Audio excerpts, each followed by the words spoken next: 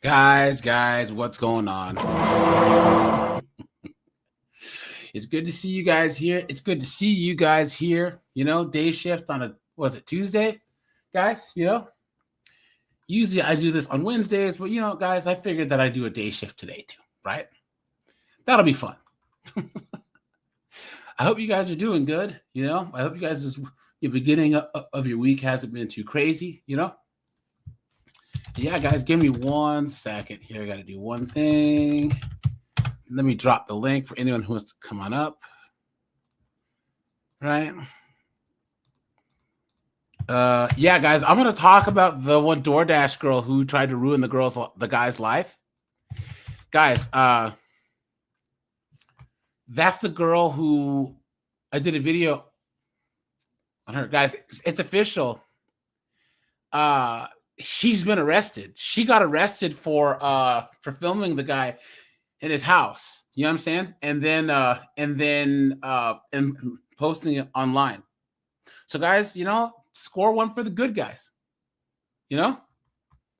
Absolutely insane. Snowboard, what's up, dude? Hey guys, what's up? Hold on, guys. Let's see here. John Carlo, what's up, dude? Hello.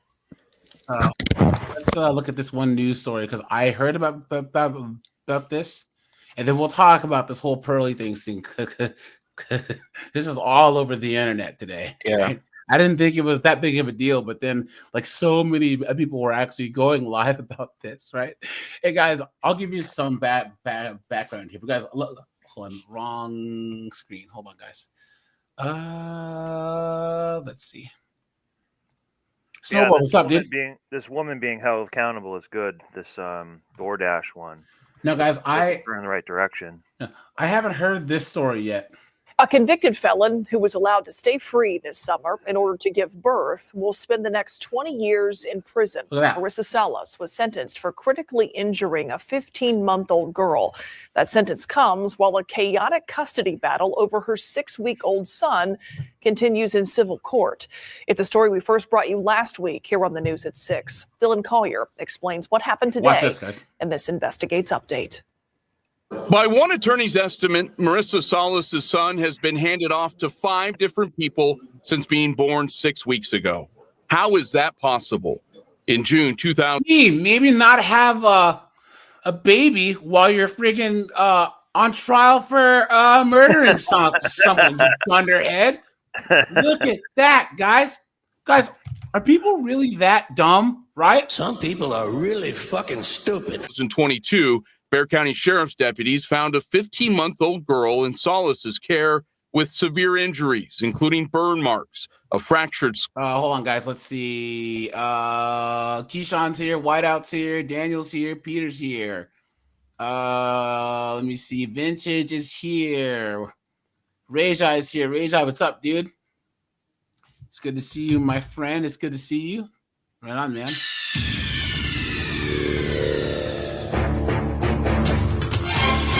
Skull and a brain bleed.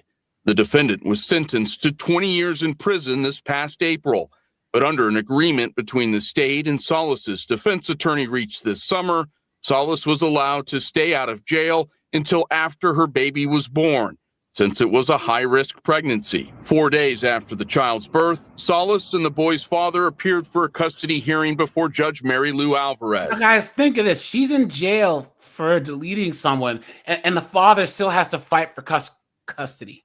Oh, my God. I didn't even think of that. And there was an earlier thing, the story saying that it was an outrage that the judge wouldn't let the baby. I don't know. She decided both parents were unfit and took the unusual step of ordering the child to be kept at the courthouse, then handed over to Child Protective Services. Look at that. All this occurred before CPS or the Bexar County District Attorney's Office was even involved in the matter. Look at that. So the judge didn't even let the CPS, who's supposed to be the judge of this. Look at that. That could be good, though. Well, hold on, but still, that still shows that men get cooked in the legal system. Yeah, but you got to wonder if the dad is nug. But still, though, right? Like she just Yeah, what if she said, "Oh, well, I just don't." Power. It's abuse Yeah. of power a little bit. Yeah. Well, I just don't think he's capable. Wait, whoa, hold on. Did they do a CPS thing and look at where he lives and his grandma and his mom and everyone? No, she just decided on a whim. What I'm saying is, if this was the other way around, let's just say that the dad had custody and then he went to jail. You don't think that they would just give the mom the baby? Yeah. You know, that's my whole point. The dad could be unfit, but it's up to CPS to actually figure that head out. She's supposed to make her ruling based. Someone says, "Does the judge use pronouns?" Yeah, I was gonna I bet say. she does. I bet she does. Right? It's a female judge, so she didn't follow the protocol. She followed the protocol. The decision led the DA's office to criticize Judge Alvarez in a letter seeking an administrative review of her actions. 2 weeks later, Alvarez cited the letter and the fact that CPS failed to intervene in her decision to give the baby back to Salas, which brings us to today. Look at that. Salas asked the judge to delay her already delayed sentencing another 2 months until custody could be sorted out Look once at and that. for all. Wow. Judge Joel Perez. Oh, but no, women don't have any privileges in our society. You've been had. You've been took. You've been hoodwinked. Bamboozled. Led astray. Run amok. Clown world. What is going on, right? What is going on? Was not having it. The custody battle over there, honestly, I don't have a dog in that fight. Here, you're here to answer for the injuries that the child in this case incurred. Salas was taken into custody to begin her 2-decade prison term immediately. An attorney for the father told KSAT after he tested positive for THC at court, he took a drug test at a certified lab, which came back clean, that the baby stayed with the father's aunt and uncle last month with no issues. There you go. And since CPS was slow to get involved in the case, the father's attorneys no longer know where the child is. There you go. The next step for attorneys of this father to Say again? Can I say something about this briefly? Of course. Yeah. So like as a teacher, and somebody who comes from the substance abuse field, I've got a unique perspective on this. Parents, when they're addicts or alcoholics, are not capable of putting a child's needs above their own substance abuse issues. And it is not a great surprise to me that literally every single one of these cases where you see children being injured or neglected by parents, they always have a substance abuse issue. Like it's a one-to-one correlation. I'm sorry, but I think that like one of the steps that we could do to alleviate this long term is that for people that receive public benefits, you put them on a urine, drug, alcohol, and drug screen. If you're receiving child benefits, if you're receiving public benefits, put them on an island, let them eat each other. I'm just joking. But I'm just I'm talking about parents, who have custody of children. That should come along with the deal. If you're going to take public benefits and if you're going to be involved with the child support, if the state is going to be involved in transferring money from one parent to the other, both parents should be clean. Yeah. Period. There's no excuses. Yeah. Now, guys, there's a couple things. First, that's not going to happen, though. First of all, guys. So, guys, I had an epiphany today. I had a revelation, right? Guys, you guys know what we hate about Karens, right? Guys, name some of the negative attributes that we hate about Karens, right? They're annoying. They have main character syndrome. What else, abuse guys? Power, abuse a little amount of power and multiply Thank you. it. Yep. Yeah. They expect everyone to bend to their will. Guys, what else? They're involve themselves in other people's business. Uh-huh. Yeah. What else? Always nosy, getting into other people's shit, just like Matthew just said. Yep. Mm-hmm. Yep. I think that's like the main one. Now, guys, rules that basically weren't even there. Thank you. Sometimes they do that. Now, guys, think about black fatigue. Isn't that the same thing? Yeah. Isn't that crazy, guys? I told you. They're each territorial. They're each very territorial. Think about it. They're argumentative. They're loud. They're rude.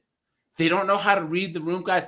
That is what I think productive black people, white people, Asians, and Hispanics have towards these dunderheaded blacks that act stupid. It's the same thing, guys.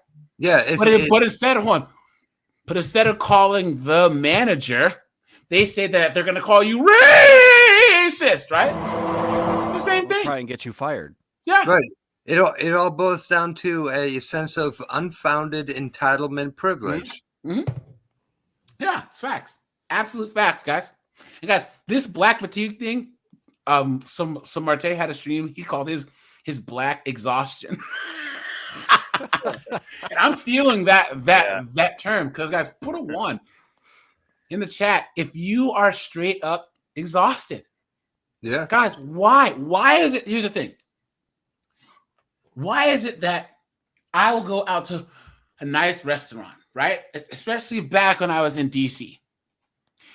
And guys, anyone who's lived in New York, in DC, LA, you know, guys, Colin lives in Seattle. You will go to a nice place and there's always groups of single B-dubs around. No men around. No. Everyone else is having a nice, overpriced dinner with the ambiance chilling. And then Keisha and her knuckleheaded friends are screaming, yelling, acting stupid. Read the room. We aren't coming here to hear you knuckleheads laugh and joke. Because put a 1 if you've been in the store and Keisha has FaceTime on her phone. Oh yeah. On speakerphone. Nobody wants to hear your conversation. How many times have you been in a parking lot? You see a white dude or Asian dude, well, not an Asian because, they can't drive, but, a white dude trying to back into a parking space, right? And Keisha just steals the parking space. What's wrong with you? What's wrong with you? Guys, it's just inconsiderate. It's inconsiderate. It's just the number one thing about black fatigue. It's disturbing the peace. That's all it is. Everyone else wants to live peacefully, but it's disturbing the peace. I was talking to someone, and they're like, "Well, so I don't understand what conservatives are talking about with black fatigue because black people are only in the cities and it's urban culture, and the crime with black people mainly affects other black people." I said, "This has gone beyond the crime. Still a fatigue." I said, "This is too many black people, particularly black women, feel like they have to take up space, be noticed, be heard, disrupt. And if you try to call them on it, you have the problem." Yeah. Anytime, think about this. The Carnival Cruise lowered their prices so black people can get on the boat. Look what happened. Ruth Chris and all these nice restaurants lowered the price so more people can get in. And when black people showed up, it's chaos. Yeah. And all of a sudden, all you see, guys, is streets. I'm a bitch from the streets. I get that money. Bitch, give me what you got. So, guys. I'm sorry. I got a hijack here just a little bit. So, about 3 days. Was it 3 days ago? Yeah, 3 days ago. I go to the local Fred Meyer, my grocery store that's 1 mile down the road from my nice, quaint little neighborhood. Here in Marysville, Washington. Very conservative, kind of borderline redneck town. I don't know what happened. Yeah, Marysville. Yeah, Marysville's white AF. He said nice neighborhood. Yeah. Well, let's just say, we got a lot of big old trucks, a lot of, Colin, I'll interject. And guys, hey, we joke around a lot on this channel, all right? I'm black. Doug MPA is black. Ray J is black. Tim Hicks is black. So, guys, if you can't take it, just leave. Guys, we joke about white people, small hats, Hispanics. We joke about everyone. Right. But the topic of the show is black fatigue and how, once again, guys, Pearly Things went on this channel here that barely has any subscribers, right? And these B-dubs crashed out on her. We're saying, "Oh, you're white, you're this," saying all this racist stuff towards her. So then she left. Then the host begged her to come back on. She begged her to come back on, right? Keyshawn's wife. And they crashed out on her again. Then she makes her own stream to react to this. And the host comes on the stream and is acting like Pearl did something wrong. Well, here's what you can do to do better. Pearl's like, motherfucker, I have 2 million subs and you have 5,000. What are you talking about? Yeah. So anyways, the entitlement. So yeah. So back to 3 days ago, I go to my Fred Meyer. I'm just trying to get my my pack of wobbly pops and my bread and my my vitamin waters and your maple bars. Yeah. So anyways, I'm pushing my cart through the grocery store. I'm making my way over to the bread aisle. And I'm sorry, let me backtrack. I don't know what happened, but about 2 years ago, you didn't see a single black person or B-dub here in Marysville. About 2 years ago, there was a small handful of them that somehow moved into town. I think one of the apartment buildings started taking Section 8. Yeah. Yeah. Okay. So hold on. Sorry. King Raymond's facts. He said, guys, the people who have the biggest black fatigue are people like King Raymond, Tim Hicks, Raja, and myself. Black people that are actually productive members of society. We're tired of it, guys. Yeah. We have to deal with it more than anyone else. Keep going, Colin. Sorry. So I'm pushing my grocery cart. I'm walking over to the bread aisle, and I make my turnover, and I see a big old 350, 400 pound. I mean, just beast of them. Yeah. Between her, the cart, and her two little bastard nuggalites, they're taking up the entire aisle, right? It's Pokemon. Right. I just immediately stopped. I was like, nope, not doing it. I stopped, turned around. I'm like, I'm going to go over to the condiment aisle. I'll circle around. I'm going to grab my mayonnaise, my mustard. And I circle around. She was still there. God damn it. On her goddamn phone. And, when I was on the mustard at the condiment aisle, I'm like 2 aisles down. I could still hear her. I could Anyways, I just gave up. I just, I got my wobbly pops. I'll just come back tomorrow. I'll grab my bread. You know, and guys, this is the thing. Is this this whole concept? Where's the one video? There was a video that kind of started it, where the woman goes, hold on, where the woman basically spells it out. Let's see. Well, it's two things. It's lack of any decorum at all and attention-seeking behavior. That's why you get someone like twerking on a table or just something that's completely ridiculous. It's no decorum. I think did Pearl have this clip of the? Here it is. The one girl that actually like talked about this from the jump. There was a white girl who went viral. Oh yeah, that's the girl that was like, debate me, Pearl, on feminism. She's like, who are you? Oh, so you're scared? She's like, no, just what? What? She's like, debate me on feminism. She's like, what about it? Well, feminism. And she's like, you're gonna have to do better than that. And no one knows who you are. So you're scared? It's like, why are you serious, dude? What? There was a girl who went viral. And she was saying that for the last 2 or 3 generations, black people have basically taught their kids to be racist towards white people. Oh, you know I have that. Yeah, drop it in the private chat. So yeah, and that kind of went viral, Well, yeah, guys. So yeah, guys, people aren't having it anymore. They're just not, right, guys? Pearl said it the best. A lot of times, people of other groups don't want to give black people opportunities because it always comes with some type of drama or heartache. You know what I'm saying? You guys, You can be giving a B a perfectly good opportunity, but then she'll think, oh, you're a white guy, so you must have voted for an orange man, or you don't, you have a microaggression, so you got to be careful. I'm giving you the opportunity, you dumb.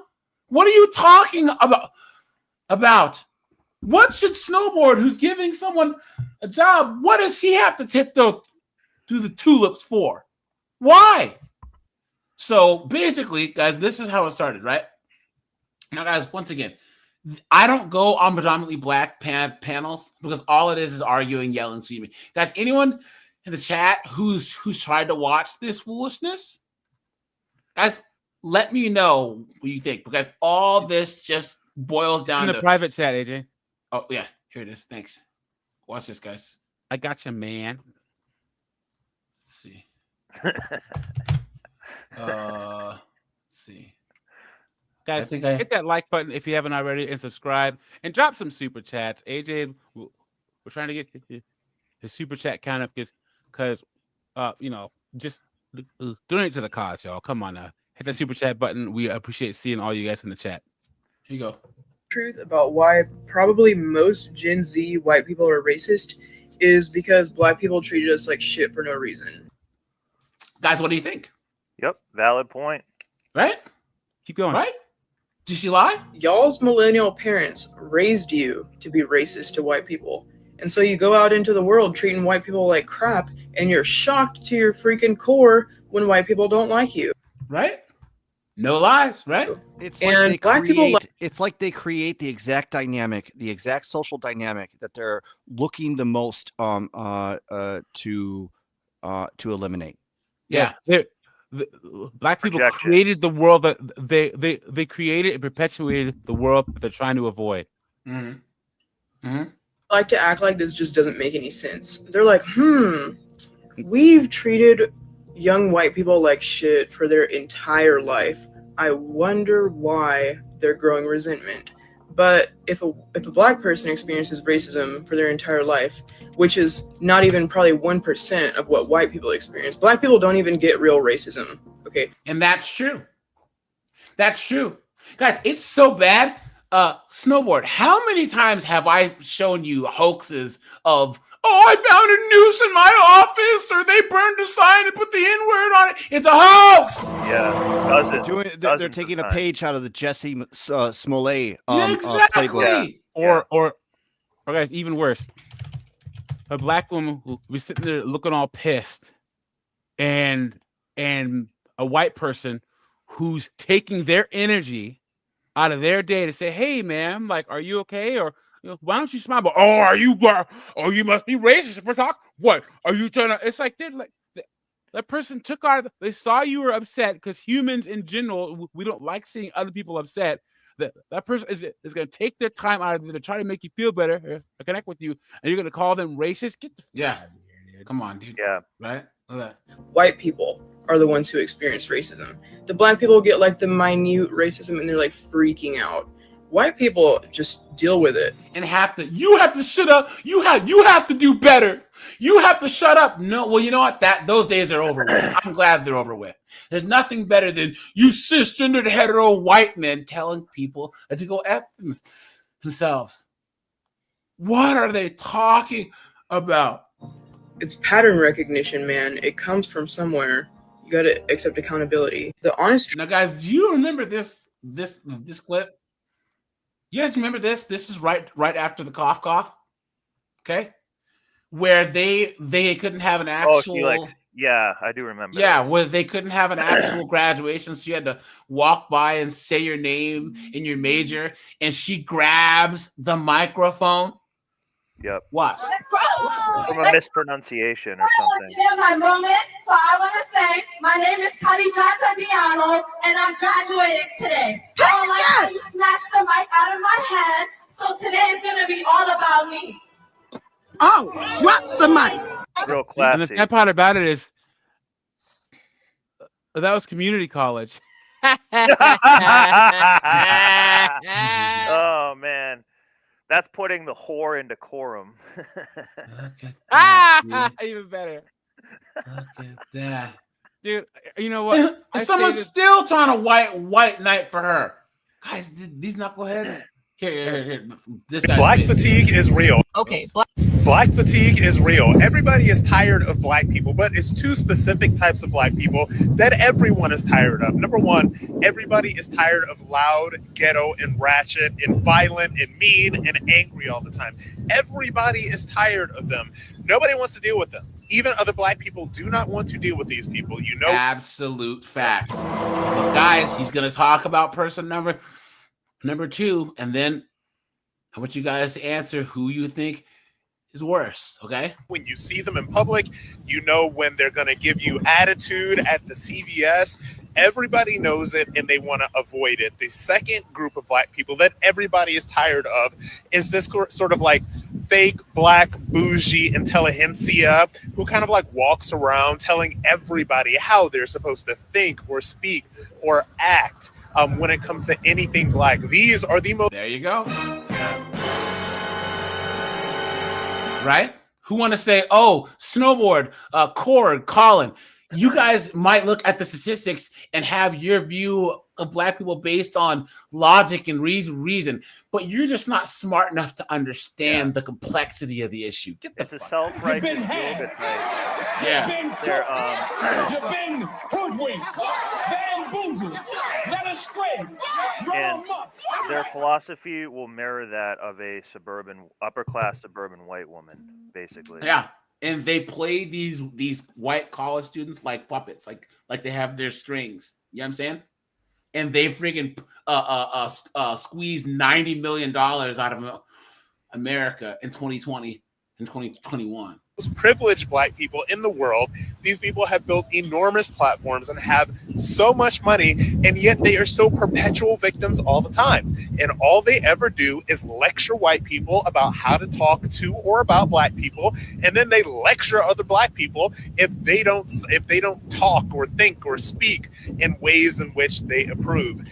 Black fatigue is real. Everybody is so tired of both of these groups of black people that they don't know what to do. So yeah, black fatigue is real, and I got it.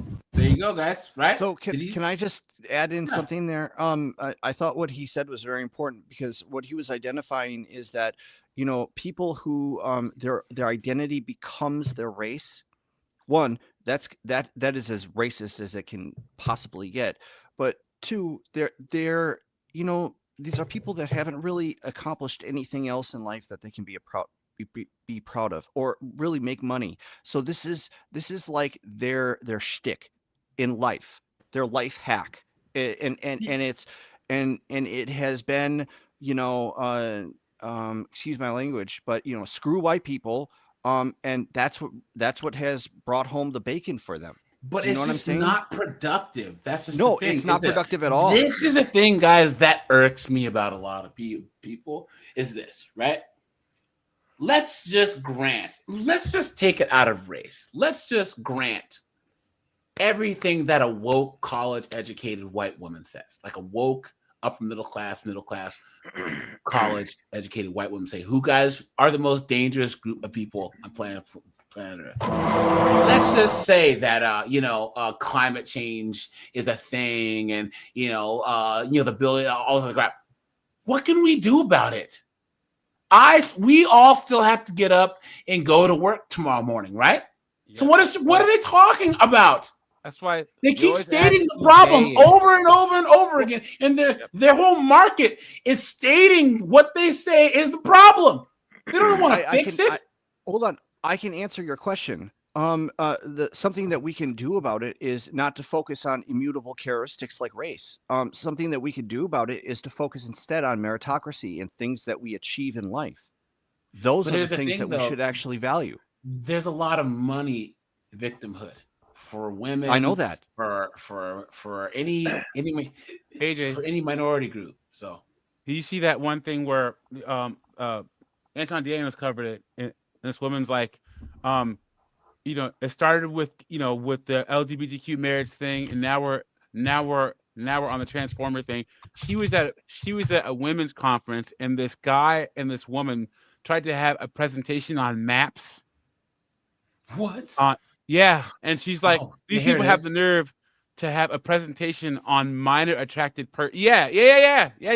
Their movement is bad. There is an entire organization called MAPS, Yeah. which stands for Minor Attracted People. And I actually think that once the transgender movement, God forbid it ever becomes normalized, that's what's coming next. I first heard about this during a women's conference I went to, and she was talking, I forget what she said about it, but I just remember hearing about it and being absolutely disgusted that the people that freaking founded this actually are trying to normalize minor attracted people. And then I looked into the organization like literally a couple weeks ago and found out that the founder of it is a registered sex offender. Of course. Can I just point something out here about that phenomenon? Because you saw the same thing in Russia during the Bolshevik Revolution, where they tried to do that, where they tried to legalize sexual behavior between adults and children. And you see it in every single Marxist revolution. That's a commonality. Whoa. You're absolutely right. Oh my God, you're absolutely right. What is that organization called? NAMBLA?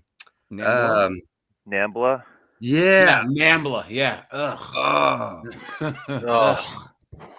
And it fits into the Marxist piece because they want to destroy any distinguishing characteristics between people. So it goes along with their ideology in that they don't want people to be judged based on the inherent sexual attraction that they have. Yeah. So whether you're homosexual, whether you're heterosexual, whether you're attracted to a child, like that shouldn't matter to people. Disgusting. That's the same as racism in their eyes. It's trying to make degeneracy more dynamic. Hold on. Well, is this Pearl Davis on the line? She might be muted. Are you muted? Yeah, or Mike Yeah, is muted she right is now. muted. Yeah, she's got a little symbol there. It put too much pressure on her. I'm not, no, I don't think that was her. No, it was a no, troll. no, believe me, that's not her. Yeah. You would see her actual channel. That's Yeah, not her. yeah. Two people got together and they made this. Guys, just so you know, I work for Pearl's channel like pretty much full time. Like I talk to her every day. In fact, the stream that we're gonna watch of her reacting, I'm in that stream. So believe me, I know her. That's not her. Yeah. Freaking Yeah, I saw the older pictures though. MAPS organization Disgusting. trying to normalize pedophilia. Gagged. No words. I genuinely think this is what's going to come after the transgender movement. And don't say I didn't warn you, because I think the transgender movement is so effing insane. Yeah, it's the T plus. But anyways, guys, back to the topic here. Yeah, guys. So basically, Pearl comes on this panel, right?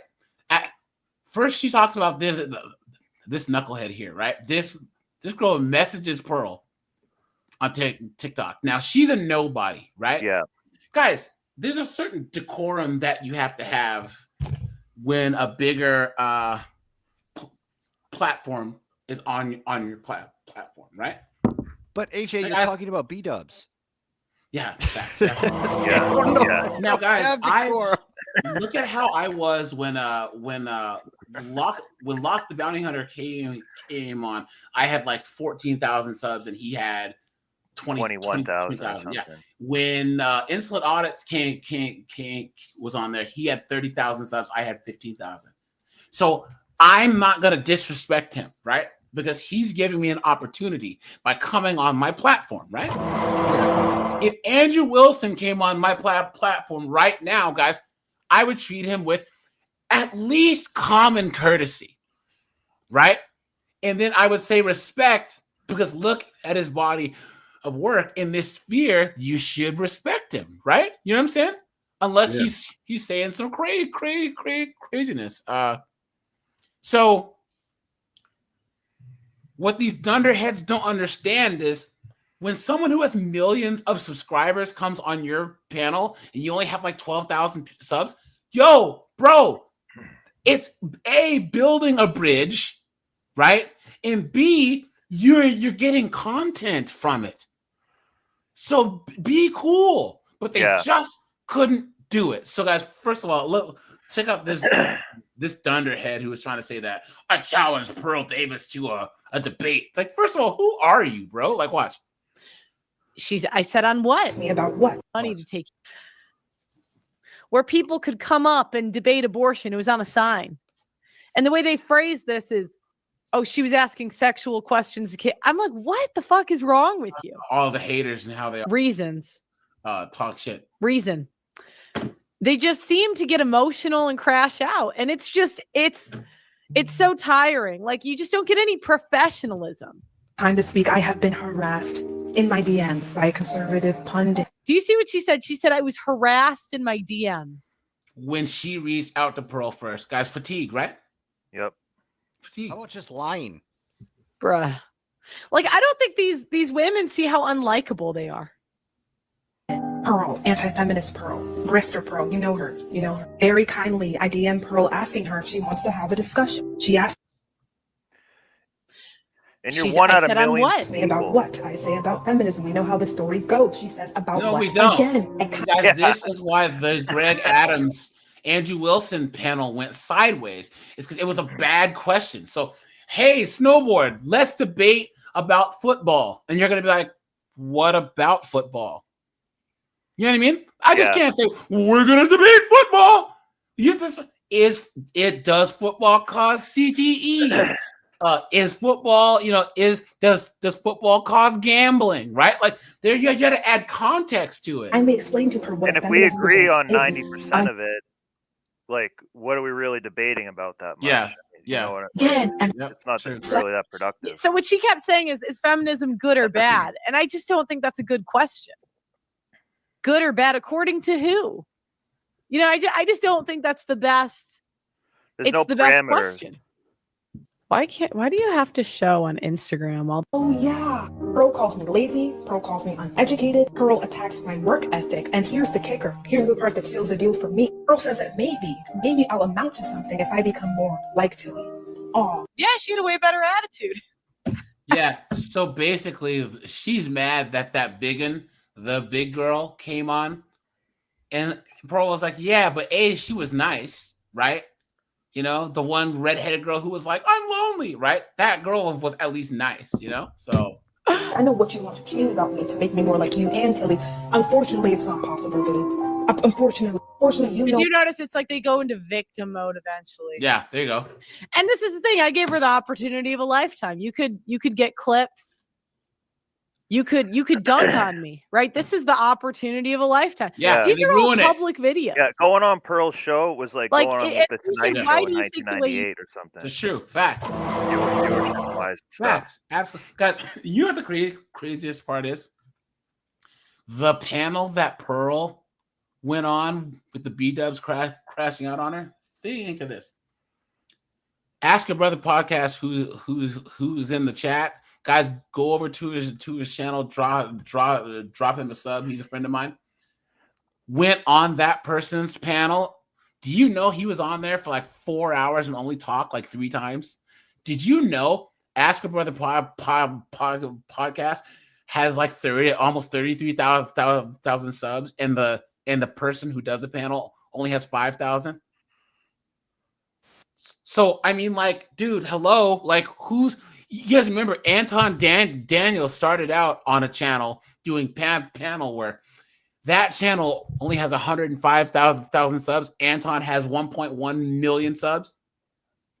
So it's this dysfunctional foolishness. It doesn't work. It gets tired. It's not productive, and people get tired of it. You know what I'm saying? Also, in the age of TikTok and modern debate, they think he who speaks the most is right and wins, but generally when they're speaking, they're saying no value. So you know what I mean? If someone said 5 words that were the highest value, they erase 20 minutes of someone else speaking because they made the best. Or they speak really, really, really fast. You know what I'm saying? The Ben Shapiro method. Where they're and you're just like, what? People, he must sound. He's really intelligent because he can. Guys, say go over to Ask a Brother podcast, man. Give him a. Here you go. But I'm saying that is the way that the paradigm that we're kind of operating in right now. So that's why you're going to see that's not going to be going away anytime soon. Yeah, that's true. Yeah. Destiny does. I could actually give videos. Destiny kind of started it actually a little bit. And there was a YouTuber. This is a long I story. fear I'm so sorry. Watch. Actually, let me finish her video. I'm so ADD sometimes. I have the luxury of discretion. I fear I'm so sorry, guys. I just wanted to illuminate that these situations are recurring. It's not a one-time thing. It takes that much more effort, that much more time to have the platform, to have the conversations that my peers currently do. Unfortunately. I would have given it to you so easily. Because I'm a black woman. I have to work twice as hard. Next, she's going to start asking people to pay her to open her mouth and express opinions that no one wants to hear. That's another thing that I've heard some people say that The that emotional work. Come on, that The emotional labor. that there's people that I know who say that there are some people who should not be charging to go on people's platforms who actually do, right? That's crazy, guys. If you have like 200 subs and maybe you have like a TikTok who went viral, you should not be trying to charge $15,000 to go on someone's thing.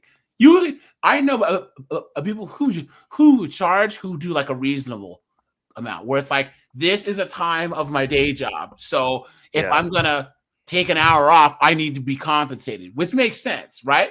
Particularly if it's in the field that you're an expert in. Exactly. Like that Saint James guy. Exactly. He should be doing that even if he had no followers because he's in that field or industry. Exactly. There's nothing wrong with that. But if you have 1,100 subs and you happen to have one viral clip and you want $8,000, get the fuck out of here. If you could just be respectful and smart. That's it. A little crazy. Oh, you're obviously running right now. And I think that's so... You're running right now. The lie detector determined that was a lie. It's so funny that these women think, like, I would have to know who you are to be running. Do you know what I mean? Like, I would have to, like, know, but it's just, you know... Tragic. So until you can provide me with a good reason as to why you can have a casual conversation with Tilly, but I need to present you with some kind of thesis, I'm gonna continue speaking. Hope that's cool. To delve deeper into it, I didn't necessarily prepare like this. Okay. No, guys, here. Women do. So guys, Question. this You said is I'm the going to be whole exchange. to make sense when you have Watch. pictures like this on your Instagram. Reason as to why you can have a casual conversation with Tilly, but I need to present you with some kind of thesis. Pictures like this on your Instagram. Look at that. Like, she's trying to debate. Oh bro. yeah, I'm really dying to have you on. Streets. I'm a bitch from the streets. I get that money. I get that money. Bitch, give me what you got. And this Okay, form of now- entitlement is definitely a woman thing. It They is. think they can just skip to the front of the line. It is. And you should have a thesis and a point. That's the point Exactly. of going on there is you want to present some information that you think no one has or something like that. If And a dude was trying to do this, you think he'd get on Pearl's podcast? Absolutely Here's not. the thing, guys. Well, Here's and the thing. especially Here's the asking thing. a retarded question like, is feminism good or bad? Yeah. Yeah. Like, It's what an the empty hell is question. that? It's an Here's empty the thing. question. Oftentimes, you will, even in these pro-black, predominantly black panels, all the men will come to an understanding and actually be agreeing, and the women can't stand it, so they will cause the chaos. Guys, put a one if you no.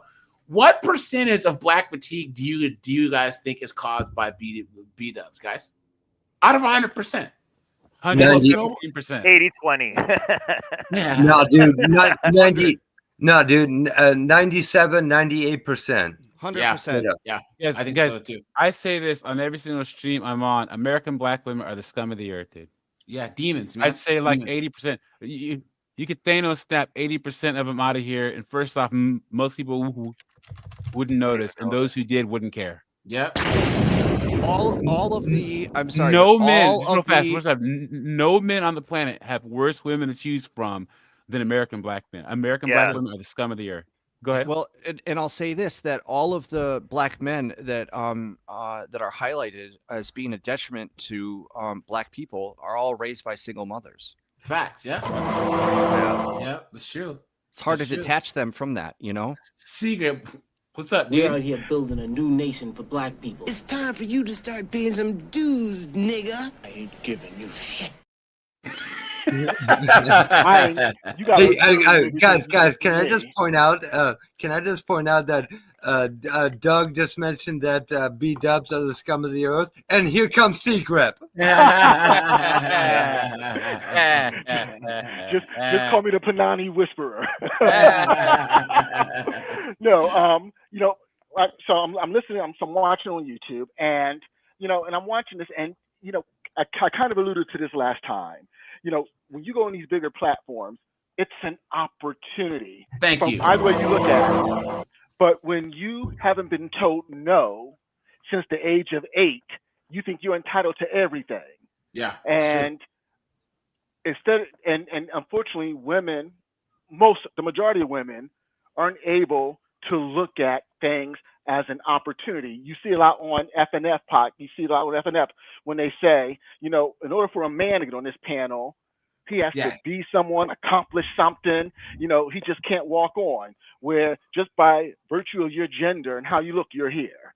Yeah. And and she doesn't realize how much of a huge opportunity she wasted, because if you have a difference of opinion, this is your opportunity to rise to the occasion. To argue your points of view, your philosophy, and test it. But Secret, even to crash out, she should have been civil and then got online and crashed out and got some clips. Well, she could have done that. She's too People stupid. do like to crash out. And you could substitute the word opportunity with yacht, and it would be the same exact scenario. Yeah. MS Best said it. Oh my God, the same time as I did. Yeah. Let me show you the full thing. It's kind of funny. Watch So. this, and then we'll go to the panel. Then she was on. I say to Zena, she says, let's debate, Pearl, on what? You can pick the guys, no, hello, Pearl. How are you? I'm Zena, right? None of this. No, hi, Pearl. I'm an up and coming content creator. I was interested, and I'm trying to start doing debates. Would you like to maybe debate me sometime? Yeah, I only want 20 minutes of your time or something. Exactly. Yeah. Guys, I know. Yeah, anyways. Topic if you want, but I could do feminism. I'm guessing you're anti-feminist. I said, what about feminism? Do you agree with its principles? Is it a good or bad thing? I need a better debate question. Good or bad is irrelevant. If you aren't a feminist, explain why that I do the same. The debate is feminism. The United States education system needs work. You can circle back when you think of a better question. That's so interesting because the topics seem to make sense when you had a debate with Tilly. So what's different? I said, a woman nagging me. You've really changed my mind now. Because that's the thing. Instead of being polite, she comes in and says, oh, but you had a debate with Tilly. It's like they could come and be, bring more to the table and say, oh, I'm sorry. Here's a better question. I said, you could try to be more creative, but instead you choose to nag. Just say you don't want to have a debate. Your excuses are hollow. Oh, wow. Bullying me into a debate. You seem pleasant. There's no way. Running is crazy. I just want to see a little more creativity from me, but not Tilly. She had a better pitch. You're coming in and saying, do the exact same debate you did with someone else. And if you don't take it, I'm going to insult you. Women, dude. Get creative. Think of something new. You're a woman. If you find this insulting, then you're proving your own allegations against your gender. I'll give you a day to think of something, but if you keep nagging me, you're going to get blocked. The choice. Mind you guys, think of the opportunity that this dumb shit has. Yeah. Think about this. Pearl does not need to be giving this person the time of day. This would be like me going to like Destiny. Destiny has how many millions of followers, right? And me just saying, Destiny, if you don't debate me, you run. Or me going to Andrew Wilson and saying, hey, Andrew, I'm going to debate about Christianity. And he's like, what about it? Oh, you scared? You scared? What kind of moronic crap is that? Is yours creativity or laziness? I'll give you a day. Is thinking that hard, Zena? Is grifting that hard? Let me copy someone else's work and get mad you don't accept it. Do you think women shouldn't vote? Tilly had such a good pitch. Proposing a feminism debate is copying work. You're literally pulling stuff from thin air. You lack work ethic, Zena, but you can do it. I believe in you. Do you think women should vote? Try again. Look, and she's not giving her any material. Look at that. This is officially running. Have a nice day. You would actually be famous. You would actually have to be famous for me to run from a debate. Maybe if you were Tilly. I understand the fear of public humiliation. Ask Brother says Jazz is going to apply to the program. On what platform? On her own platform. She doesn't on her YouTube channel with like 1 sub. Hey guys, I'm not trying to pull like rank here, but what all this is the platform, right? You have a person who's been on Pearl's been on Piers Morgan. She's been on CNN. She's been on BBC News. She's had Andrew Tate, Andrew Wilson. She's had Destiny, right? All these people, Sean Strickland, all these people, right? And then Jazz, who's some chick on some panel out in the middle of nowhere that Pearl blessed with her presence is gonna do what? That would be like me saying, oh well, oh snap, AJ's gonna crash out on Destiny. You guys think Destiny knows who the hell I am? You know what I'm saying? Yeah. Seriously? You know? AJ. And yes, sir. You just made a good point right there. I'm not trying to be on Pearl's tit, but when she was on Piers Morgan, I think I've seen it on there twice. That's what I'm talking about. She went on a bigger platform and she rose to the occasion. She went on that platform, prepared, held her own, and gave it just as good as she got it. Yeah. So you took it. It was an opportunity. She didn't go on there and try to give Piers her behind the kiss or anything like that. And that's what I mean by taking advantage of an opportunity. And maybe you can say, I think the biggest difference is when you talk about the title with Pearl Black Petite, I think she said it best where, when she first got started, she had one perspective. And then after, Kevin Samuels and Freshman and meeting all these people and interviewing over 1,000 women. Yeah. Oh yeah. She got fatigue. Yeah. No one's ever heard of me, but I'm entitled to debating big YouTubers. If only you had Tilly's work ethic, maybe you could be something someday. She had such a good pitch. I think there's another reason. And then that's what they always do. Oh, here we go. Now, guys, watch. Okay, so Pearl goes on the stream, right? But okay, now the woman thing, I think that watch. Now, when they set this up, they said we are going to talk by about. the way, about Black Fatigue. That was the topic of the show. It was Vivica Fox versus 50 Cent, and then they were going to have Pearl as. Do you see her name is in the title? And they were going to talk about Black Fatigue, right? So Pearl comes on the show. And the moment she gets on there, look at this knuckleheaded broad right here's face. She can't stand the fact that there's a white girl on here talking mess. She can't stand it. She can't stand the fact that somehow Pearl has wanted that black people somehow talk to Pearl and want to have them on our platforms. Insane. Do panels and debates, but they need someone they can trust. They don't want to put in the work. They don't want to put in like the work of putting everybody together, organize. It's just, shit for us to do. We don't feel like doing it.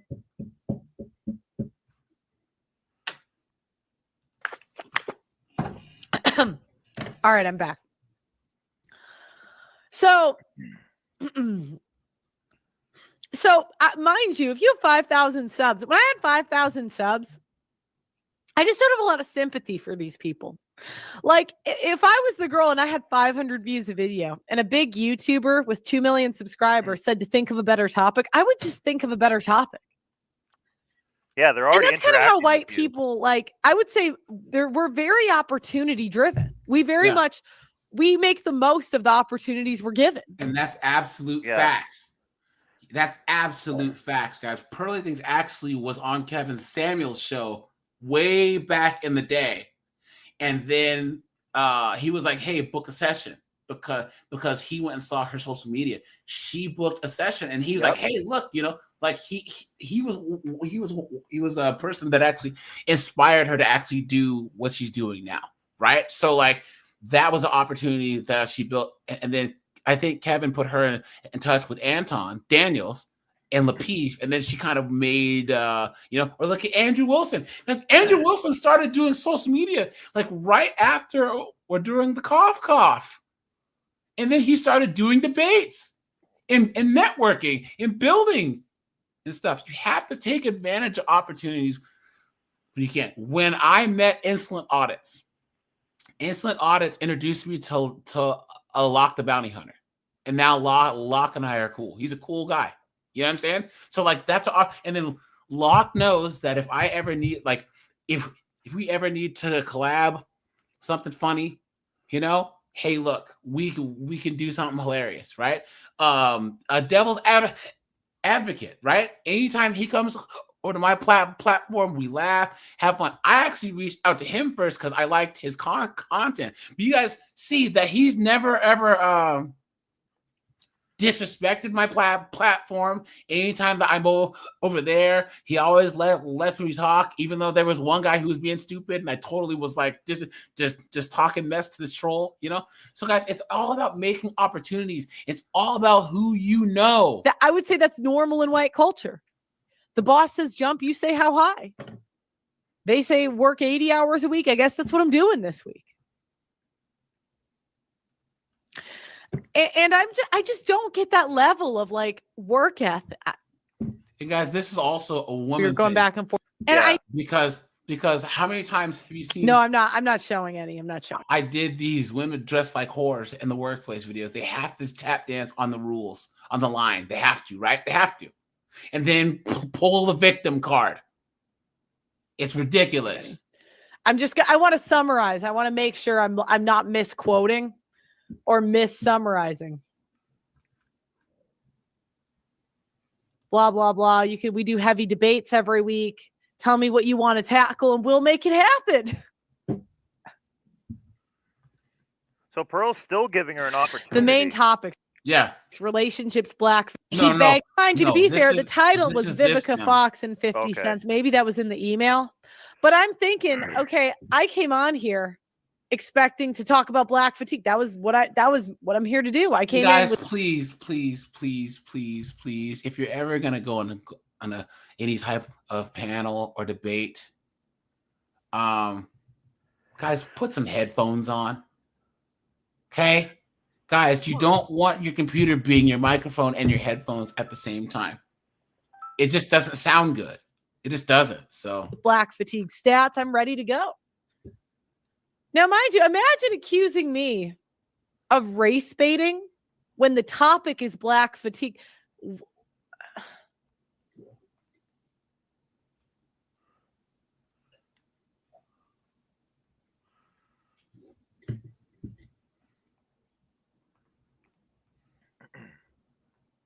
How could I even do that?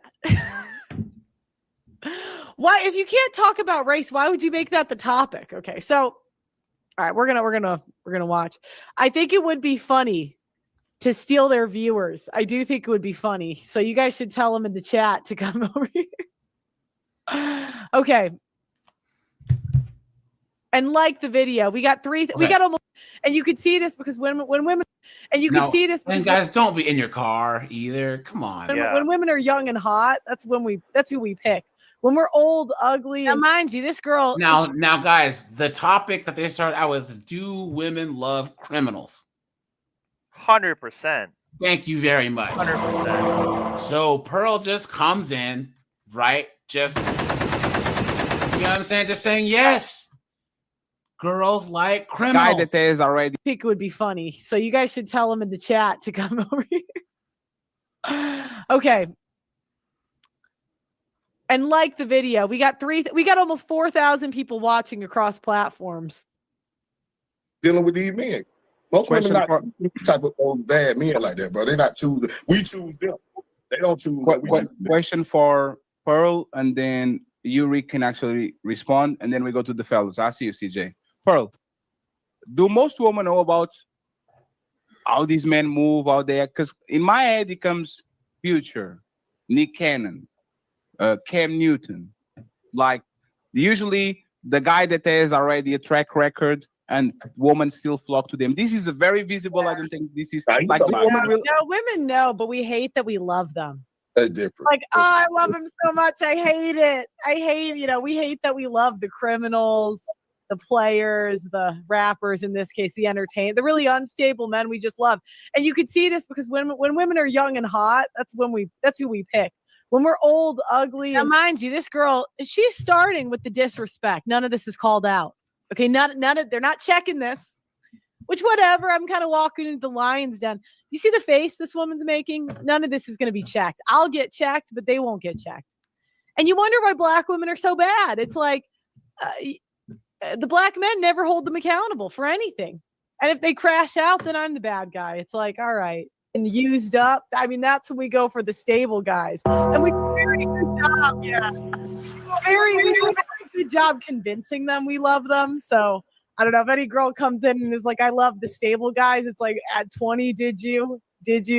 Usually not. So that's, and we can't help it to some degree. We cannot help that we are attracted to men that show signs of dominance. I think a lot of us we wish we could turn it off, but we can't. It's just what we're attracted to. We're biologically hardwired to do that. Now, guys, there's no lies told there, right? You know what I'm saying?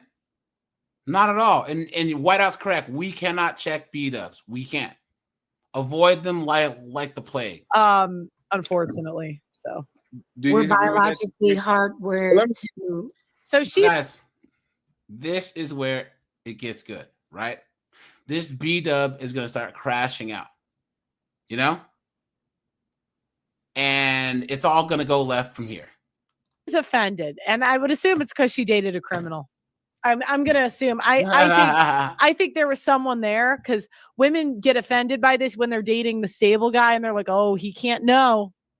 He can't know. Did you say we're biologically hardwired to want chaotic, criminal? Well, dominant. Yeah, dominant. Because, you got to think of like Ted Bundy. He had women. Yeah, he had women writing him love letters. He impregnated a woman. He impregnated a woman while he was in prison for murdering women. This is a real Luigi Mangione. I don't think that's a woman thing. I think that's a thing that certain women do. Well, now she's going into the not all women are like that. Yeah. So I'm saying women. Of course. And guys, isn't that the most B-dub thing to do? Not all, right? Guys, in general, once again, everyone on the panel, chicks love Nug, Pookie, you know what I'm saying? Cletus, the friggin' meth dealer, that's how it works, right? And that's why the whole fresh and funky thing, you gotta have money, bro. No, you don't. If that was the case, these single moms wouldn't be getting pregnant by. Oh, guys, I think we have Pearl Davis on the line. Pearl Davis, what's going on, guys? Oh, Pearl, what's going on? Pearl Davis is in the house. That's the reaction I was hoping for yesterday. Let's go. Now, Pearl, can you just, because you can see the title, right? Do you just have the? I would think that it's black exhaustion at this point. Oh, it's exhaustion, right? I'm like the Joker. He was made. He wasn't born, right? Yeah, I wasn't born this. I don't know the series too well, but that's how I feel. I wasn't born. I was made. I was made into this. Well, the title's called Pearl versus Black YouTube because I was going just throughout the day looking at all these smaller channels, and this is just all over the internet today because apparently Black YouTube has declared war on you, right? And I'm sure that you're just shaking in your boots, right? I'm sure that you're not going to be able to sleep tonight. Oh no,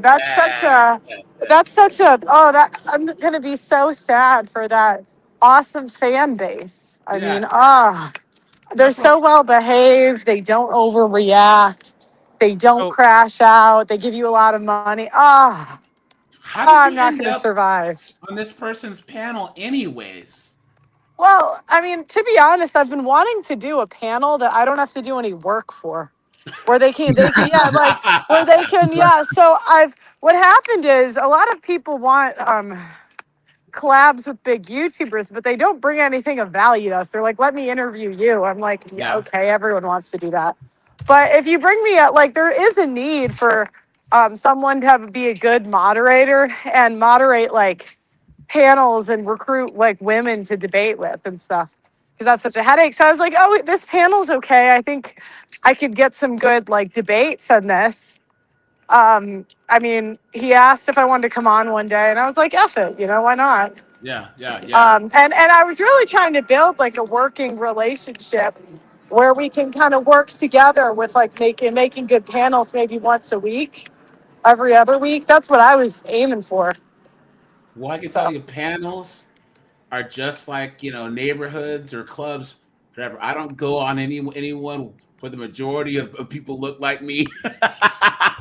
I'm telling you, dude. I just don't. This channel, this fatty guy, it's just yelling, screaming. Like what you experience is how they always get down. Bro, haven't you noticed how like Anton Daniels is at like a million subs, but the panel that you and him were on back in the day, they really haven't grown?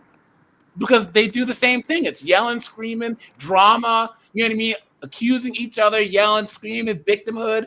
And then anytime that a white person or an Asian or a Middle Eastern person comes on there, even if you make a good point, all of a sudden it's, how dare you? And you're supposed to shut up and sit down.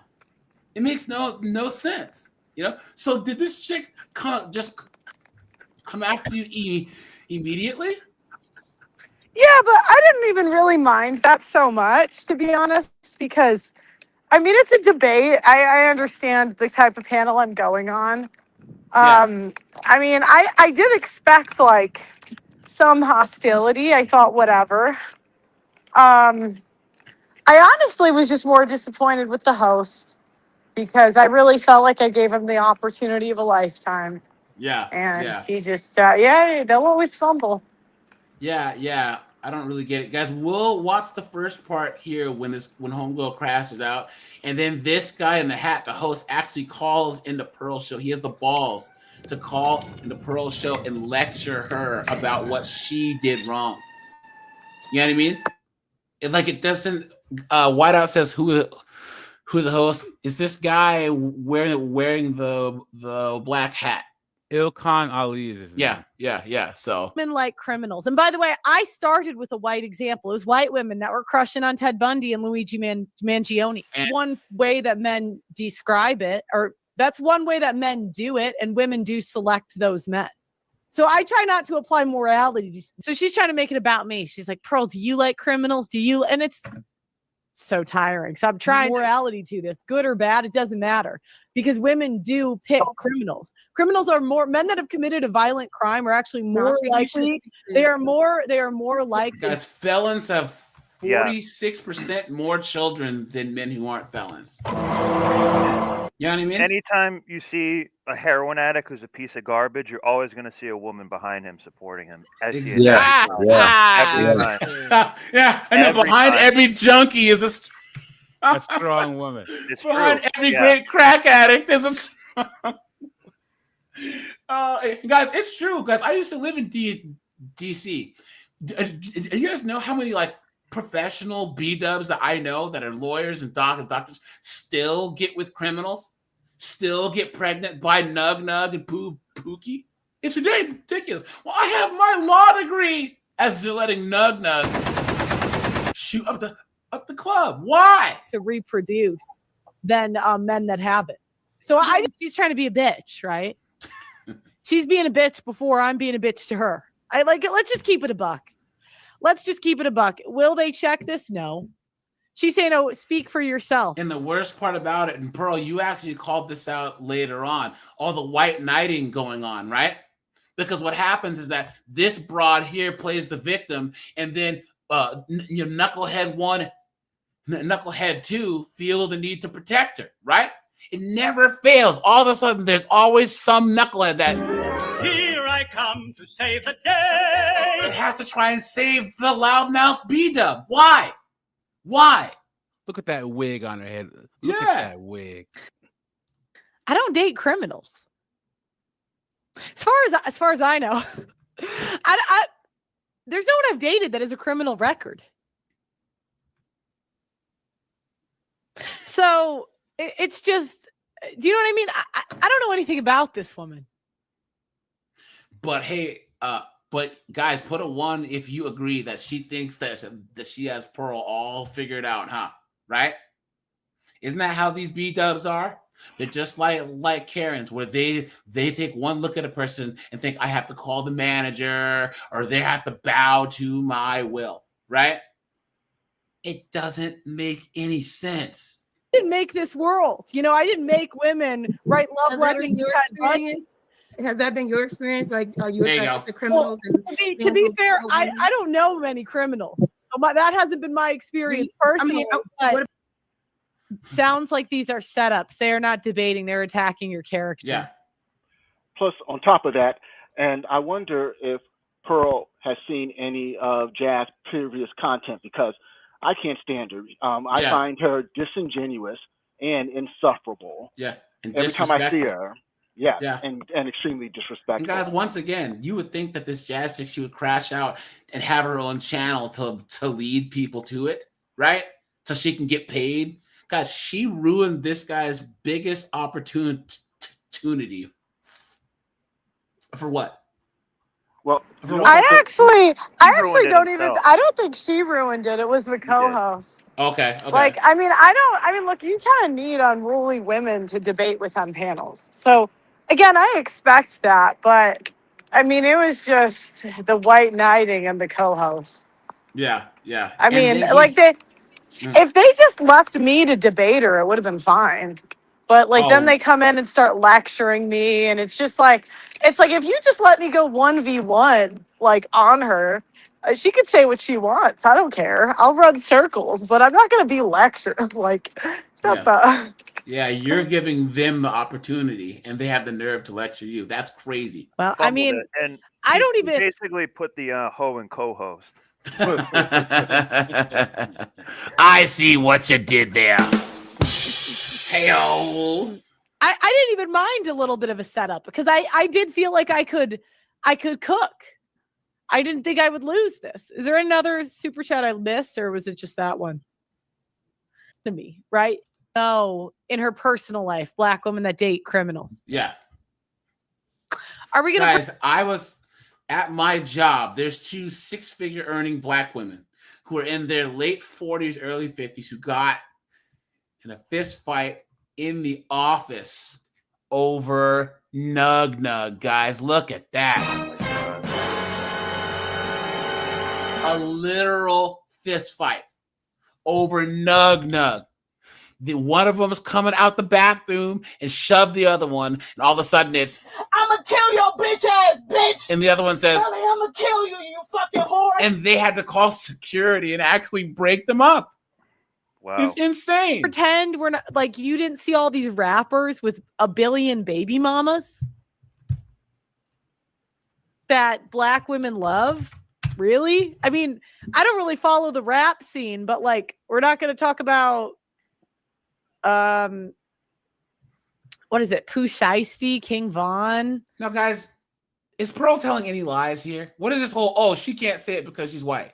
She shouldn't even need to be explaining this. Exactly. Everyone knows this. Absolutely insane. Jessica, Switzerland's in the house. What's Hello, up, dude? everyone. Can you We have hear the me? Swiss banker in the house. I know, guys. I can't deal with this racism, right? With these racist stereotypes. And I'm not saying, I'm sure white women dip in there too. That would be very exciting for a white woman. But let's not pretend that's not more common in the black community than the white. It just is. Good old Jazz. That's her whole MO. She does this on every show she's on. Pearl, what's wrong with the blacks? And I don't. Hey, Pearl, you were on Jesse Lee Peterson's show, right? Yeah, you were back in the day. Yeah, I just had him on. I'm actually releasing an interview with him this week. Oh, let's so. go, dude. Black, Let's go. I don't know how Black YouTube will feel about it, but at one point I tried to be nice to them, and they were such assholes. You've created a villain. I want Black YouTube to know you have this is the villain you asked. This is the villain you wanted. Congratulations. That's I'm here, hilarious. bitches. She asked This is for the backlash. The backlash. Look at this guy. Look at this guy over here. But Jesse Lee Peterson asked Pearl, what's wrong with the blacks? And Pearl just starts talking. Well, where do I start? Let me finish. Yeah. I know. He said, Pearl, tell me everything. Do you think is wrong with the black community? Guys, Pearl says, really? Ladies and gentlemen, let's get ready to rumble! Let me get my notes. I know, yeah. I just don't like dishonesty. Jessica, so you're outside.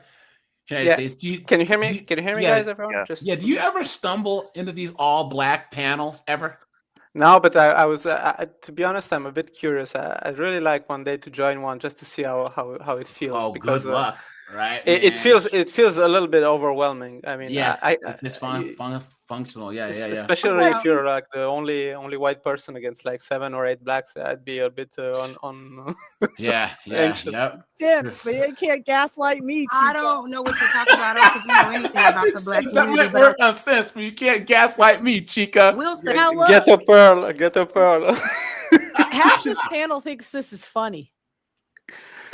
About the white community. Oh, it's a lot of white women that find, men who kill other women. What aboutism? What about the white people? What about the white people? Attractive. Those are the women that were. True, but I won't gaslight you about it. I won't gaslight that. And so that's the thing. She says stuff about white women and white people. We can handle this. I say, they'll say, but Pearl. Let's talk about white issues. We can.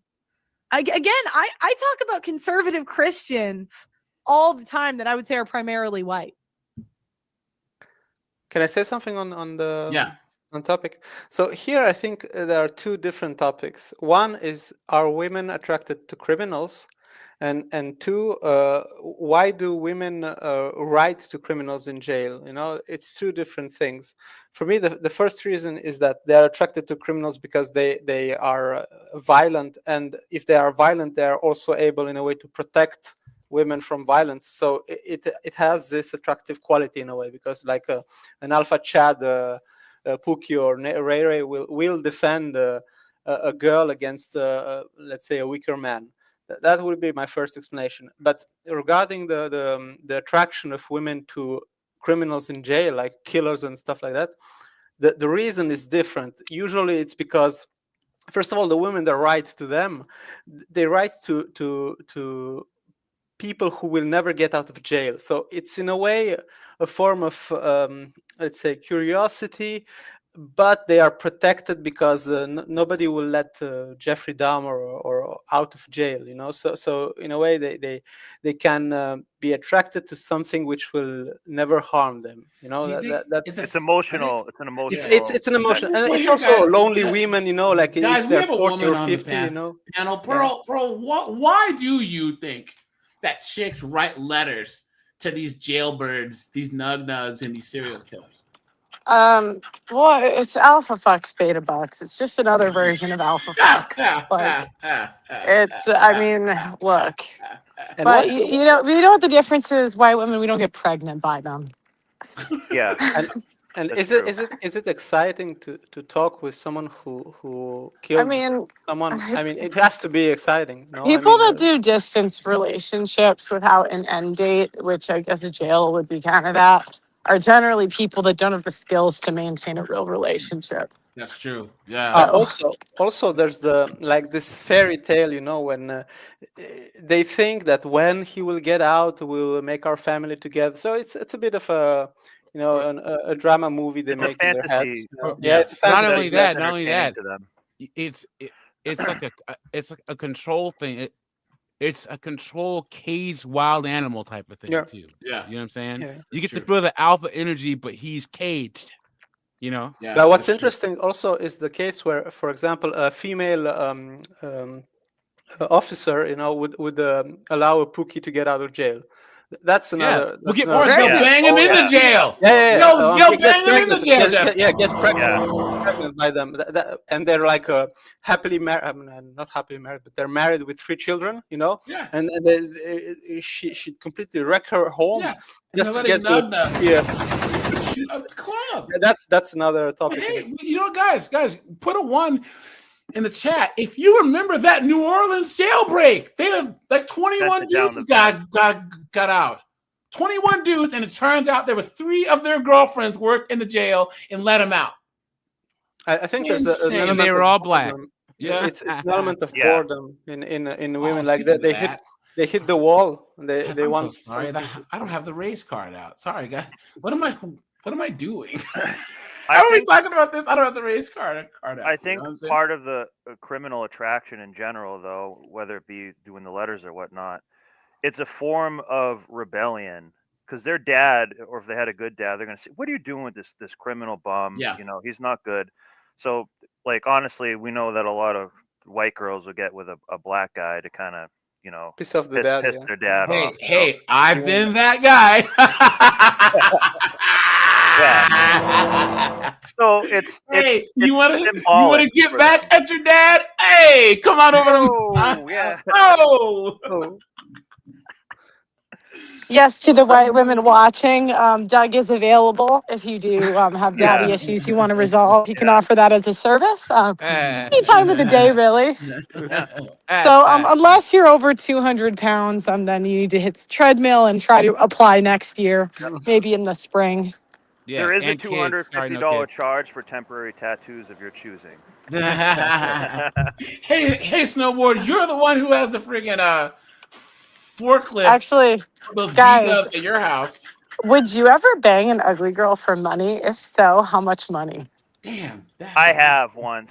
Whoa! Hold on 1 second. We need to pump the brakes. Well, first off, Hold on, everyone- snowboard. I need to hear this story. Everyone, answer the question first, and then we can. So I bang an ugly chick. I'm low maintenance. If she was like on a scale of 1 to 10, what, a 2 or a 1? Like a bridge stroll? My how ugly- experience, it was a 4. Oh, she left because she knew it was going to get degenerate. Yeah, yeah. I mean, honestly, if she were a 4, man, I mean. It was a 4. She was a demon in the sack. I got $200 out of it on a gift Yeah. card. Probably her EBT money or something. I'm serious. It wasn't cash. It was some type. It was like a gift card. Yeah. I have a different question. Would you do that with an older woman? And if so, how old? That would be more, hard to do than an ugly one, I'd well, say. here's the thing, because you can be older and be effable, right? So I've seen some chicks that are in their 50s and even like early 60s that'll work out and keep themselves up. Here, I'd rather bang a decent in shape 50-year-old than a 28-year-old, 25-year-old, 400-pound tatted up B-dub. Guys, there's a lot of Asians, Hispanics, white chicks that are like way past the wall, but they're thin and they're decent looking. Whereas these B-dubs, when they should be in their hottest years, guys, they look like absolute trash. But so to answer the question, I would do it, as long as it was a 2 a.m. special, it would be, past midnight at her house. You know what I'm saying? Oh yeah, and she has to have a nice house. Yeah, and I'm getting a good I'm a breakfast cheap date, and man. the whole thing. If she were to come over to my house and want to Netflix and chill or watch like a UFC fight and bring me some good food, come to my house. I don't have to drive. Bring me a good meal. Sit through a football game or a UFC event, and we're going to smash afterwards, and then be gone by the time I woke up. Now I'm gonna go to her house, Yeah. guys. And Well, you that's how I tell do her it. my name is Snowboard, and then Yeah. use the patent.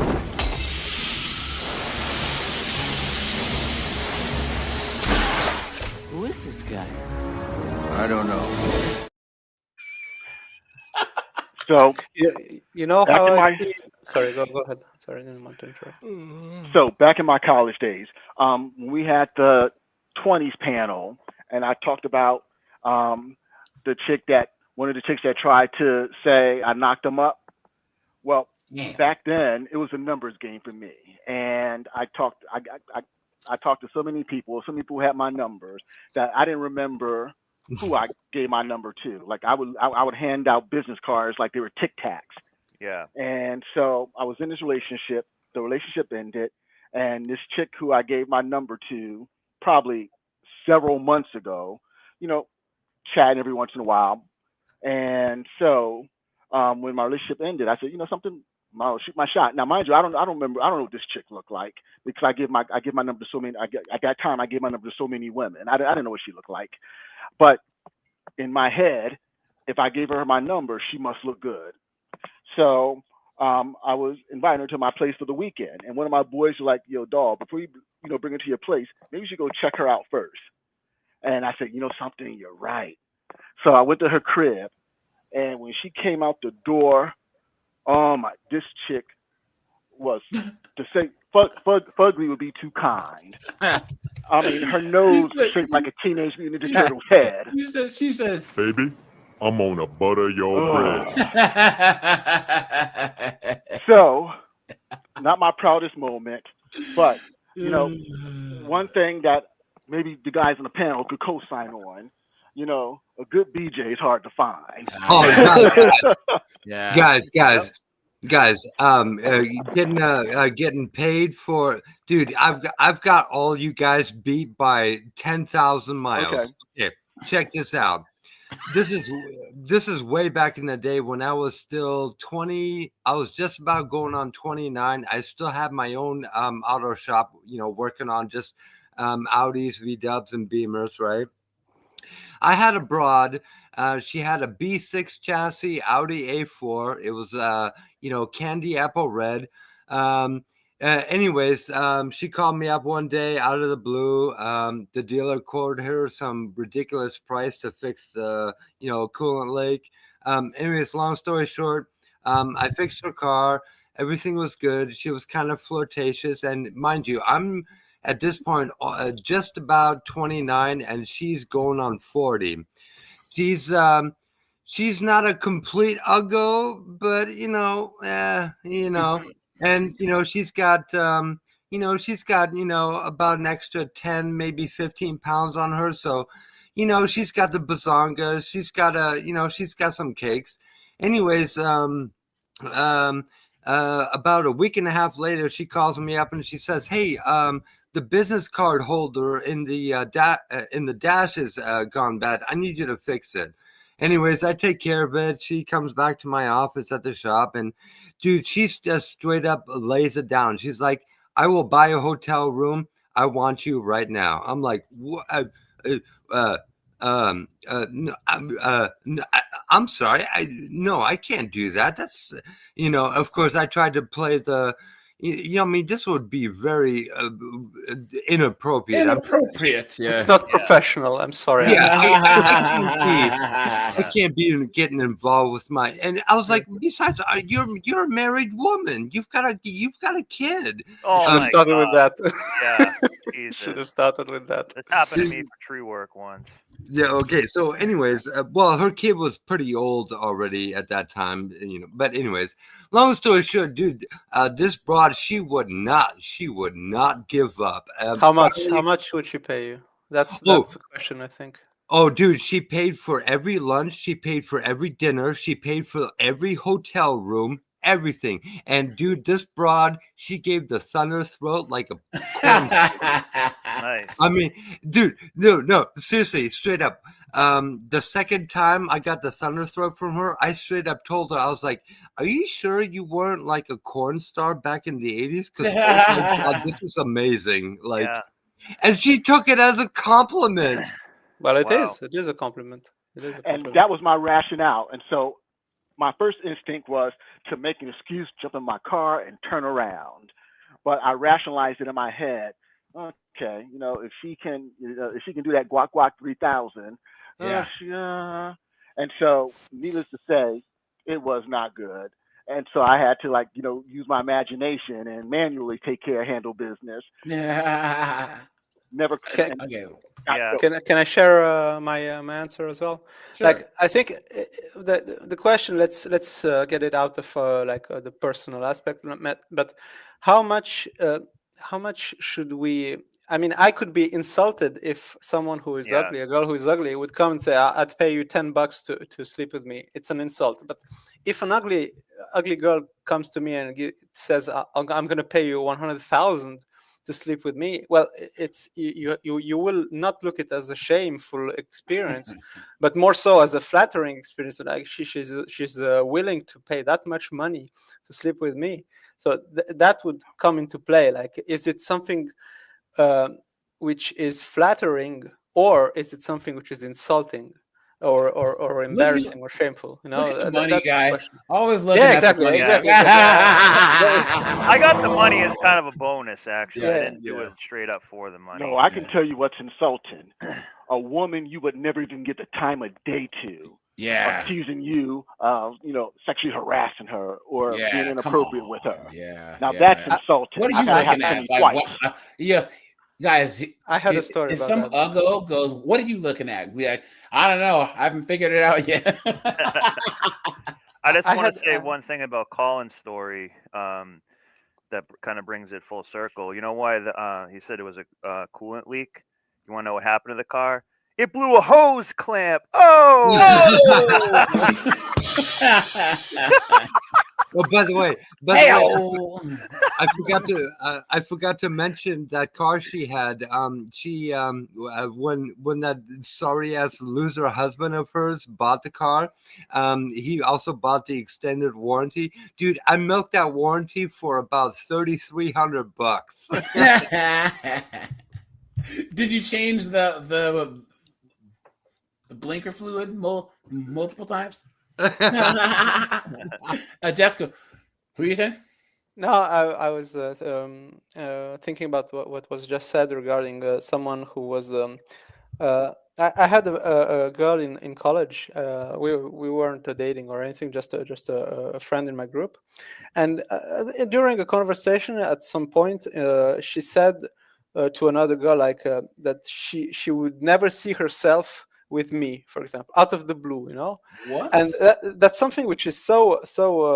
She was insinuating that I would be interested in her, and that she would turn me down. Which how much of an ego trip would you have to be on? And I looked at her like, Especially to tell you that.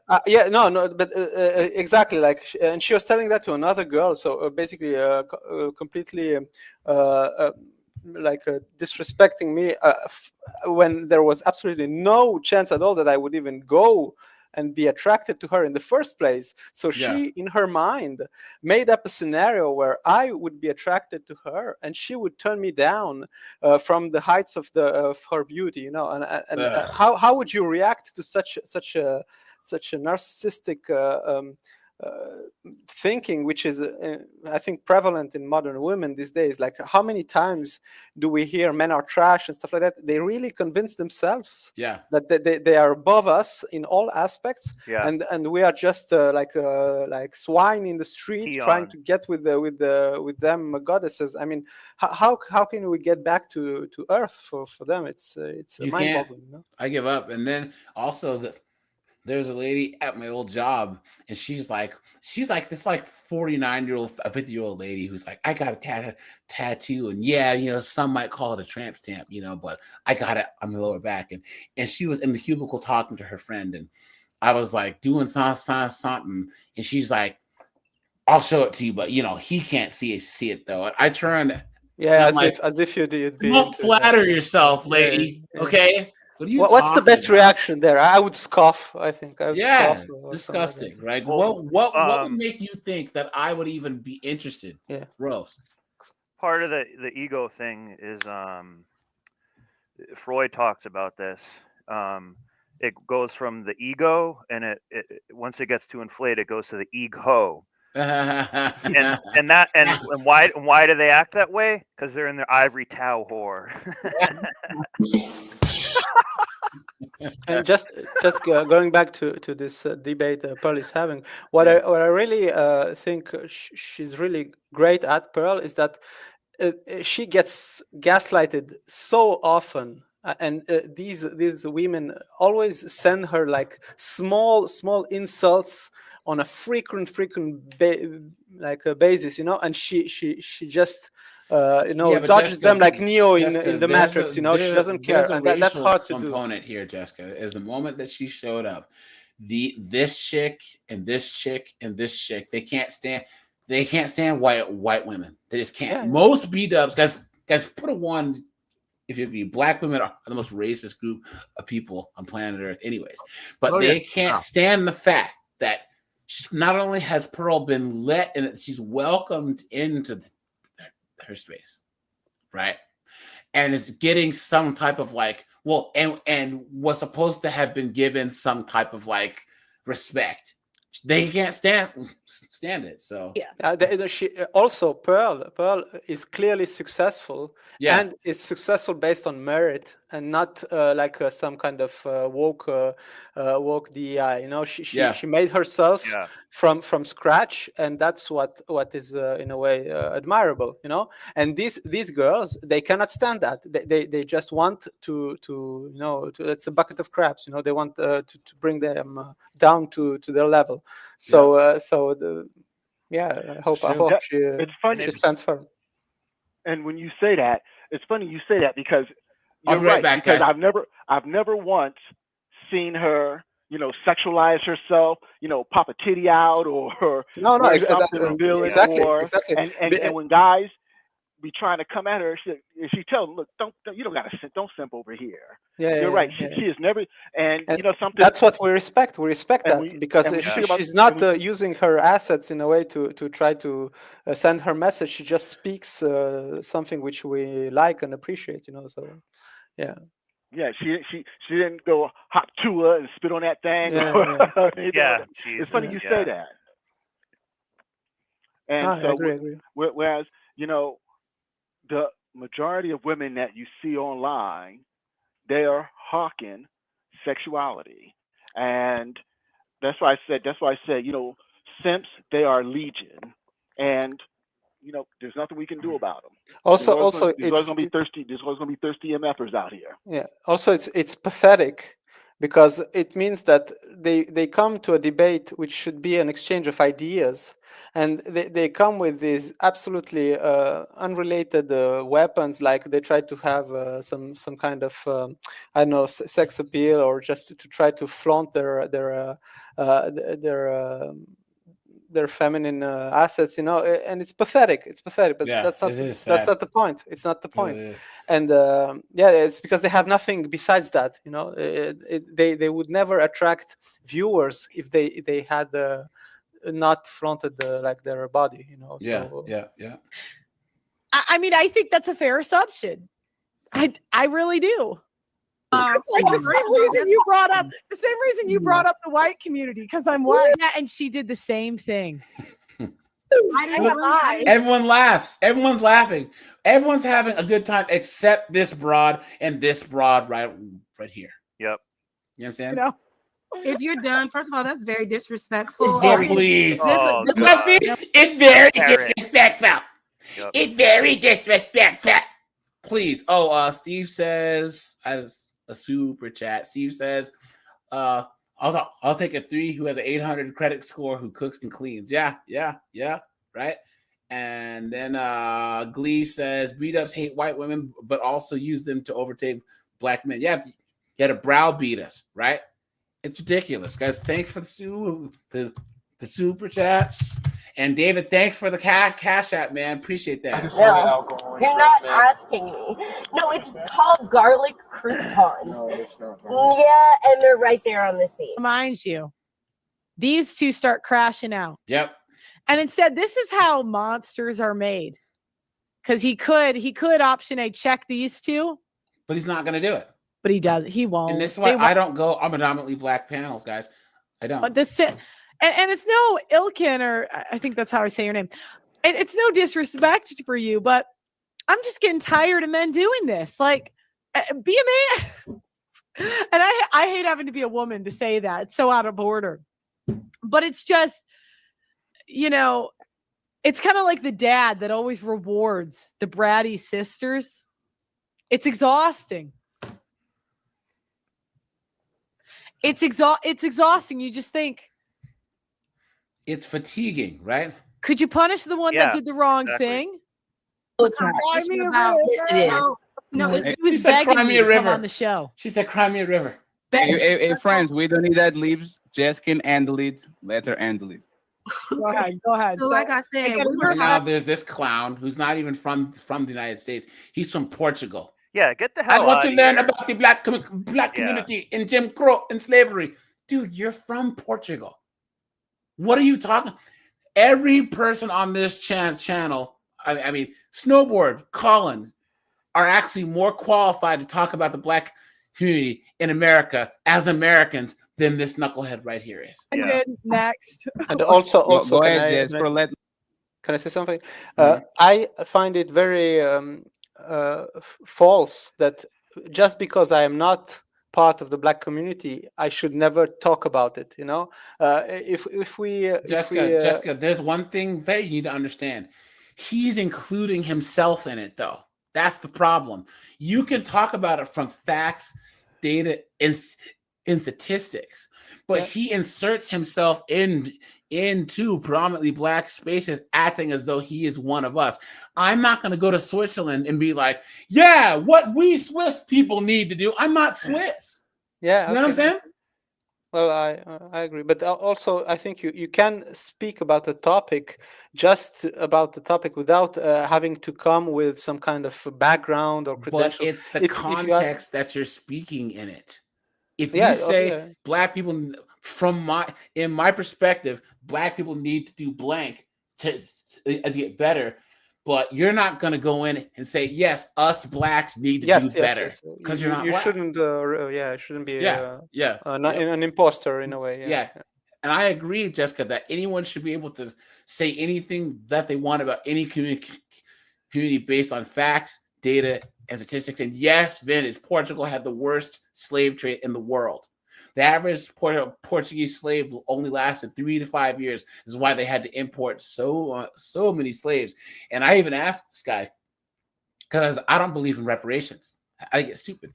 This guy here, I asked him, I'm like, do you think Portugal needs to pay Brazil reparations?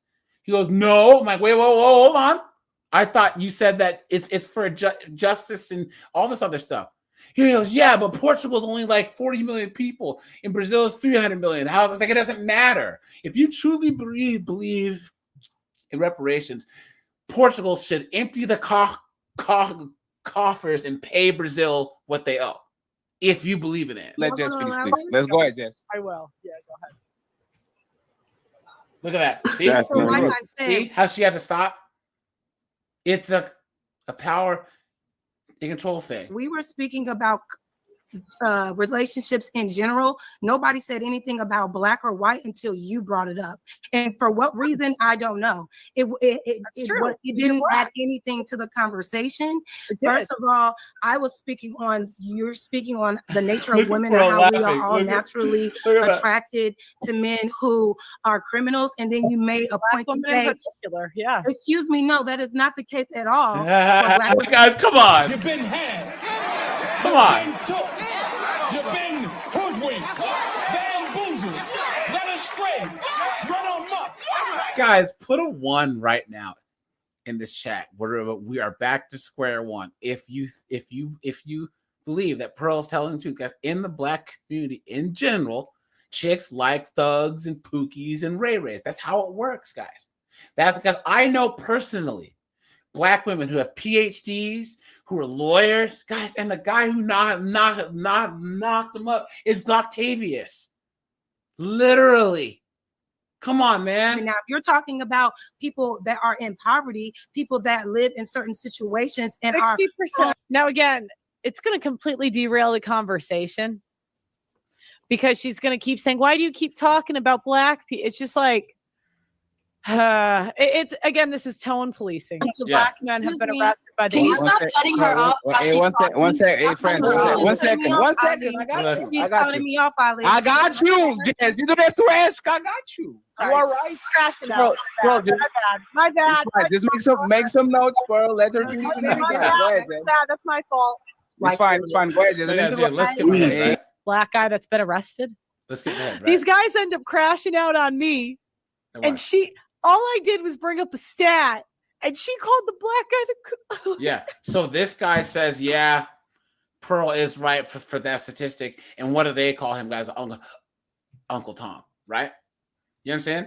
It is 33% of adult males. So I wanted to address that. I really wanted to say something else. So women want to control the uncontrollable, but they want to. And this Jazz chick knows she's in the wrong, so of course she has to act like she's on the phone to try and make it seem like she's not paying attention. She's going to shit test you to see, are you really uncontrollable? This poor guy had been waiting all night. This poor guy. If they get that control over you, they'll say, this ain't the nigga I thought he was. He is controllable, right? So that's kind of why they like chaos. You should have said that's why they like criminals, because Yeah. even the law can't control them. Can I once say they get something, there, they kind of also this what modern women love to do is they like to keep things vague and never go to something very specific, because at some point we will point the finger at them, Yeah, so that's true. that's why they love to say not all, don't look at specific races, just focus on the whole society, don't distinguish between genders, just look at the population. They don't want to find the truth in a way, they just want to act like they're debating, but they are always hiding between this smoke and mirror of like they live in a fog. Exactly, that was what I'm looking for. They want to keep it as a fog so that they speak and they think they sound intelligent, but they do not reach any form of wisdom or any breakthrough. They just stay there, and they just stay at their own level of ignorance. That would involve reason and being humble. Exactly, and having to sometimes accept that they can be part of the problem, but that's beyond their scope. It's above what they could accept. Glee says 3 men in Tennessee have 78 kids by 46 chicks. Facts. Yep. Thanks for the $2, man. How much do you want to bet they've been to jail? Garlic croutons, dude. miserable in the fact that they like the uncontrollable. So they don't like being on either side of the fence. They don't like the fact that they like the uncontrollable, but then they try to wrestle the controller from you to see if you're uncontrollable. It's a weird dynamic.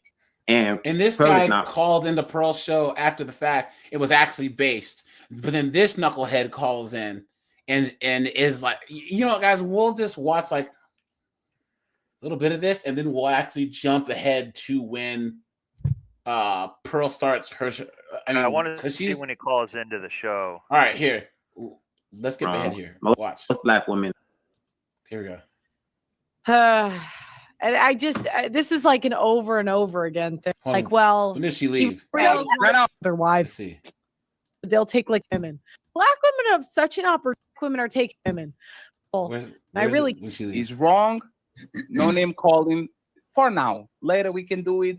Let's prove CJ wrong. Why is he wrong that most black women are attracted to this type of man? Pearl, no, we're not attracted to them. Their men want us. That's why they really hate us, because they can't. That was not the question. Here you go. Guys, she's trying to say that you white guys want black women. Okay. You've been had. Yeah, right. You've been took. You've been hoodwinked, bamboozled, led astray, run amok. Guys, I want all you white guys to sound off in this chat right now and put a yes or a no if you would ever date a B-dub, and then we'll go Snowboard, Colin, John Carlo, he's Hispanic, and Jessica. Would you ever in your life consider dating a B-dub? I did one time, and She was pretty hot. She was like Jamaican actually, but to be honest, dude, they have like kind of a smell to them once you get kind of closer and intimate with them. That kind of did turn me off. And then It's the all weave. the attitude. It's the weave. It could have and been then the yeah. It smells Yeah. like a plastic. Yeah. I don't know. I like Yeah. So And then I did B-dubs, a lot consider of it once, B-dubs don't but have then good after hygiene. that, just now seeing more what I've seen, hell no. Yeah, facts. Colin. Oh, dude, I'll stick my junk in a meat grinder before I did before I did a B-dub. Are you kidding me? Oh no! No, I I'm an will equal say. opportunity lover. But I will say though, I did at least try when I was 19? No, 20 or 19. I don't know, somewhere in there. Let's just say she had some bazongas and she got a pearl necklace. That's it. Jesus. Giancarlo, B-dub to B-dub or not to B-dub? I think he was saying before that he can join the panel, but couldn't really speak. Okay. So if he doesn't Jessica. answer, that's why. Well, I think to answer that question, you got to consider the background. Like if it's a beat up from Baltimore, probably no. But I mean, I've met black girls here where I live, which have nothing in common with what I'm seeing in your videos. You know, so it's really on a case by case basis. But like someone who would like snap their fingers, talk shit all day, and like I wish you would. No, that's not gonna work with me at all. So, but basically, no American B-dubs at all. Because guys, that's No, how no. like Yeah. 90% of them are, and Yeah. even the ones that are educated, She should be like outstanding and completely outclass the other girls to not come ha- into consideration. You're, That's very rare. You're better off with one of those chicks from the Amazon jungle. Yeah. They're more civilized than a beat. Yeah. Yeah, I mean, come on, Jessica. Do you really want those rat claws tearing up your junk? No, I mean, no, come on, dude. Oh, hey, look. Oh, We Are Judah says he's 53 and he met a chick in Thailand. Hey, man, Matt, who was just on the line, he said he met his wife in Thailand too. So right on, man. Can I just remember? Sorry, they focus on why black women love criminals. They don't, but sometimes they need a man, and they clearly they'd like to have Idris Jessica, Elba no, or no, a no, no. lawyer, They like the or a excitement. black lawyer or a black No, judge, but no. no, they won't Jessica, get that. do you know what do an they get? educated lame is? I am guessing, yeah. So you Okay, said educated lame. An Like, educated lame. Meaning someone who is educated but has no real, let's say, masculinity in him. Let's say An it like that. educated lame is a black guy who doesn't sag his pants or have tattoos. Yeah. Carlton from Fresh Prince. Yeah, okay. Any black guy who speaks like I do, who went to college, they call us squares. They call us lames. Yeah. Okay? This isn't a Property owner. scarcity of good black men. Because it's 54% of black men in the United States are single and childless. 30% are married. That means 16% are having these bastard kids, right? 70% of black men are in the middle class. There's millions of black men out there getting up, going to work, and doing everything that they're supposed to do. And they choose Nug, Pookie, and Bobo. The issue is that when women make the wrong decision or choose the wrong men, they always make the scarcity argument and say, well, I have to choose X because Y doesn't exist. No, it's because good black men like myself. That's what I said. right? That's what I said. The good black men will never associate with them. So they're in a way. But here's the thing, though. They When- cannot choose except between Pookie, Ray Ray, and drug dealer. No, And but guy when in jail, they're you know. young and hot and don't have bastard kids, they still choose to bang Nug. Yeah. Yes, but you know why? They choose this. Because young black successful men are rare because But it's not about usually successful. No, it's about no, what's the black guy who's in college doing? That black military guy. He's It's not about not yet success. made himself. No, he's not yet No, made himself. listen, so that's listen. logical. Do you know what the IKEA marriage is? An IKEA marriage. An I've IKEA heard marriage of it. happened like young boomers and Gen X. You had Stephanie would meet Steve, and they would graduate from college together, get married when they both had nothing, just like our parents did back in high school, and then build their life together. Right? That's how a lot of people ended up getting married and still do. Now I have another question. Hold on. Let me finish. Go ahead. Right? Sorry. What happens with B-dubs and most modern women, period, now is, once again, they want to waste those years on the wrong guys because they think that those guys, for some reason, are appealing or attractive. And they're so stupid that they end up getting pregnant by said guys.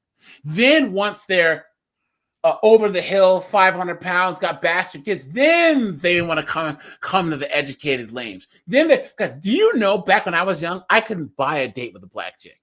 When I was like 19, 20, 21, 22, because I was tall, in shape. Guys, people think I'm quote white on the phone. That's what they say because of how I speak, right? But then what happened? I turned 33, 34. I have my master's degree at the job, wearing a suit, and all these B-dubs who wouldn't give me the time of day now want to try and talk to me because they're all used up by Nug. It's not about success. It's just they see now that I'm the safe, reliable option. And I'm not having it. I'm not. There's a racial component to this where you see all these chicks that are still, how do you have chicks that are lawyers and doctors that are black in their 30s and 40s getting pregnant by friggin' Nug when there's black men at their work, right? Who, instead of trying to compete for this guy, they're trying to compete with.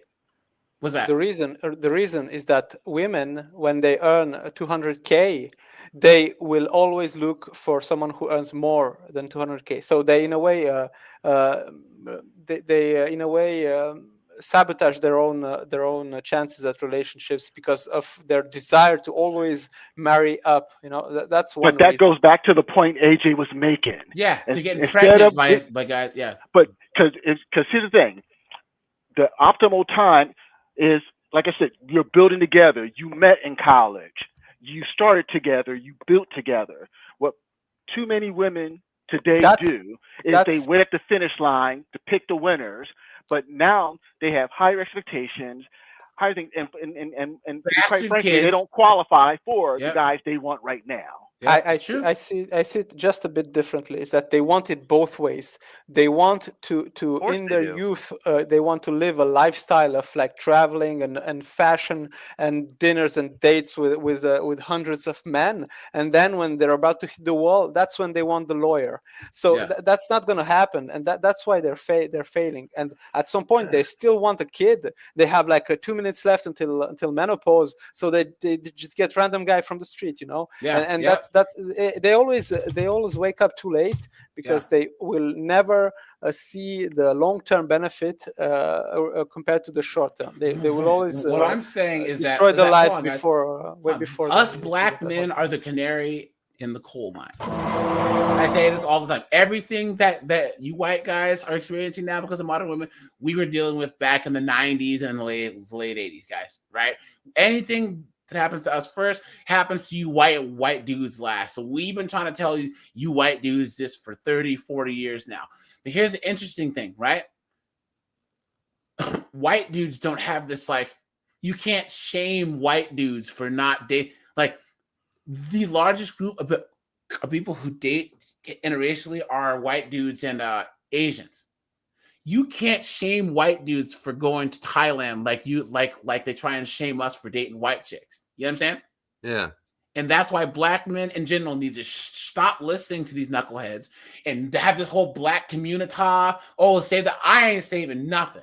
Just like that one clip that I was playing for Seeger. I'm not giving you shit because I've made it despite the black community. in secret, you can sound off. Rage I Eyes, got something to say. sound off. All you guys, Glee, sound off. At work, in school, everywhere. My worst enemy has been someone who looks like me. Yeah. Calling HR, trying to screw me over on projects, talking mess. It's always been another black person, guys. Always. Yeah, I hate to say this because I do have love for my black women, I do, but I hate to say this, but every manager, every man. Well, let me rephrase that. I'm just kidding. Good black women, which are Yeah. few and far There you go. between, but every manager who I've constantly butted heads against and was always right, was a black woman. But Yeah. on top of that, that's why you always hear me saying, if you didn't want me at your best, why would I settle for you on your decline? Exactly. Facts. Yeah. Don't be these chicks' backup plan. Can I also Don't say be the that cleanup dude. they also never have a best. I know. It's a Facts. scam. Yeah, AJ, that's true. There's no best. So AJ, guys, I think I think this kind of why Guys, hit the like button. Hit the like button. Hit the like button, guys. Please. So I think a part that maybe why the B-dubs always go for the the parolee nug-nugs and the pookies who are out in parole and this kind of really boils down to feminism. And AJ, you said this a number of times that the modern day black woman is like the ultimate expression or the ultimate form of modern day feminism, Yeah. right? Yep. The And- final form. Right. The Super Saiyan.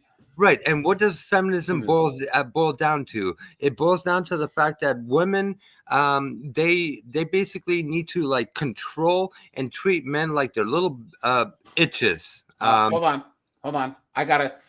Sweet Auntie says I'm white, but don't take this wrong. So the laziest and hardest workers are black men. No. Well, guys, the laziest workers are B-dubs. Come on, guys. Come on. Because they will get jobs that they don't even deserve based on DEI. Guys, they'll be on the phone. They'll be disrespectful. Guys, you can't say black men are the laziest and then think about the customer service that you get from B-dubs. Terrible. Because all they have to do at a restaurant is be a hostess and seat people. That's all they have to do. And they can't even do that right. All they have to do is put some freaking Dunkin' Donuts in your coffee in your cup. They can't do that right. Then the moment that you call them out on it, they play victim. Because the laziest, loudmouth group of idiots are B-dubs. They ruin every single profession they're in. So every anyways, single one. Yeah, so back to what I was just saying is, the reason why, when these B-dubs, when they're in their late teens and 20s, they're so indoctrinated with that feminist mindset of, having to control and treat, a man like a little itch. The reason they go after the pants-sagging nug-nugs, who are fresh out of jail, fresh out of prison, is I don't know if you guys realize this. You know where the whole pants-sagging thing comes from? Prison. It means open for business, guys. Exactly. Yeah, that's what it means. Exactly. So the pants sagging, that means that they were the little itch in the yard. Yeah, it means that's what it means. And and the broads, they look at those same nug-nugs and they think, this can be my little bitch. For sure. Yeah. So here. Well, I just have one other caveat for the criminal thing and how some girls like it. The answer to that, or 70% of it, is one word: nightclubs. When you're out at a nightclub, the nug-nugs and the criminals who maybe have a rented car, have access to drugs, don't care about speeding, and they don't have to get up and go to work the next day. They're kind of more fun to be around, so they have more perceived value and status when all these girls are intoxicated and drunk and whatnot. That's true. So that's how that fling starts, and he probably lays down some pretty good pipe, and then they stick around for a little bit. It's true. So that's Also, that's a can I big part guess- of it. There's also a factor of what feminism did to modern women is like giving the keys of a car to a kid who's 14 years old. He's gonna crash the car. If you leave the house to unsupervised to a child, he will do a mess with it. And that's what the feminism did. Gave away freedom to women who could not manage their freedom in a way to not lose their value to men. They completely got absolutely wrecked by Pookie and just a decadent life, and they thought they could act like men and be let's say applauded and admired, and that's not at all that how they it could works. get the Contra code So, and have yeah, so- unlimited so- lives. exactly. You know what I'm saying? So- Have the 30 lives and the 5 continues. It doesn't work well like And that. they have to promote it to others, so therefore they're not as Exactly. They wanna bring everyone down. Yeah. Sorry, guys. One. Okay, so our men want Let's black go. women are 7% of the population. Here you go. Watch. Prove CJ wrong. Why easy? Watch. 54% of black women are obese. So she's trying to say that That's really bad. guys want black women, right? Come on. Black women are 7% of the population, 39% of the abortions. That's pretty bad. When it comes to herpes, about half of black women literally have herpes. Disgusting. And that doesn't include gonorrhea, HIV. Like that Yeah. doesn't include. So Pearl extreme says black this on a the little bit panel, all and the then men they are completely not gonna lose their. That was not the question. No, Caucasian Tyranny, men you have to be. Wow. One second. all the men How abusive dare you? women. But black men, a lot of women are Question. taking That was not the question. all the men abusive because they can't lose their reputation, right? They're like, oh, I'm a godly woman. They're like, well, then you can't get a divorce. And then they're like, well, he was abusive. And then the white men just They eat keep that fast up. forwarding too much. Black And then- men know that and then people we'll are, these women are lying about abuse. White men, go they to the haven't really part caught where, up yet. They dude still believe calls in. women. But black men, a lot of times they were beat by their moms or something. So they're like, I don't just believe these women. Disgusting. But white men, their wives were like at work and like the kids are in daycare. So That was not the question. No, Caucasian men Tyranny, you love have to be. One sec. I talk again. Tyranny, one sec. Either way, shots about Wilson was herpes. with us, right? And Andrew Wilson all of a sudden starting to do full bull remarks. and I think they do this when someone's saying things that are smart. Yeah. They're like, are you trying to get a reaction? I'm like, no, Of I'm just course. making sense. I'm talking about black brands and all that. And I ask him, hey, brother, I see your content all the time. You usually don't talk like this.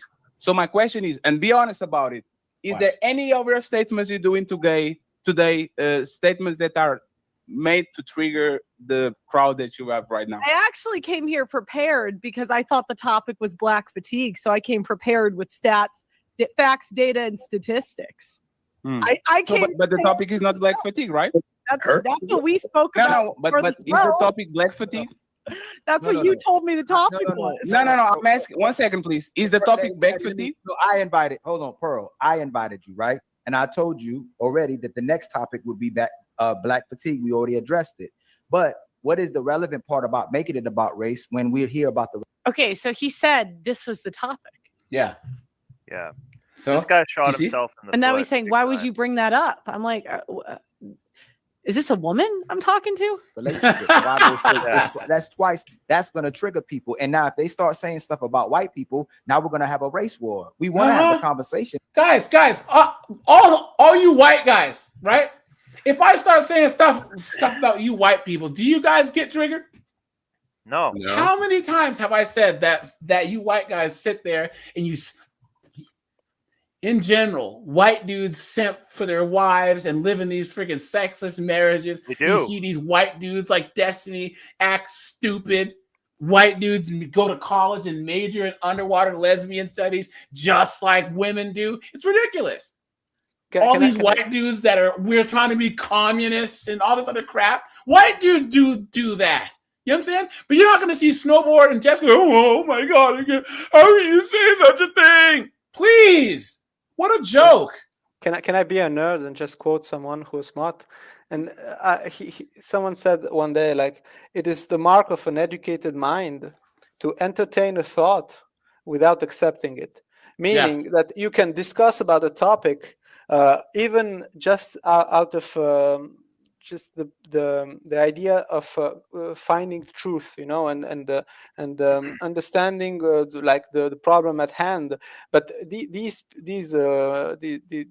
panel takes it so personal, like how dare you like mention race, or why not? Why can't we just discuss it without it being some kind of diplomatic issue? You know, it's very telling about the insecurity in a way that is present within their discussions. And the superior person will always admit when they're wrong, because that's true. Facts. And you have to be a narcissist to think you're flawless and perfect. You know.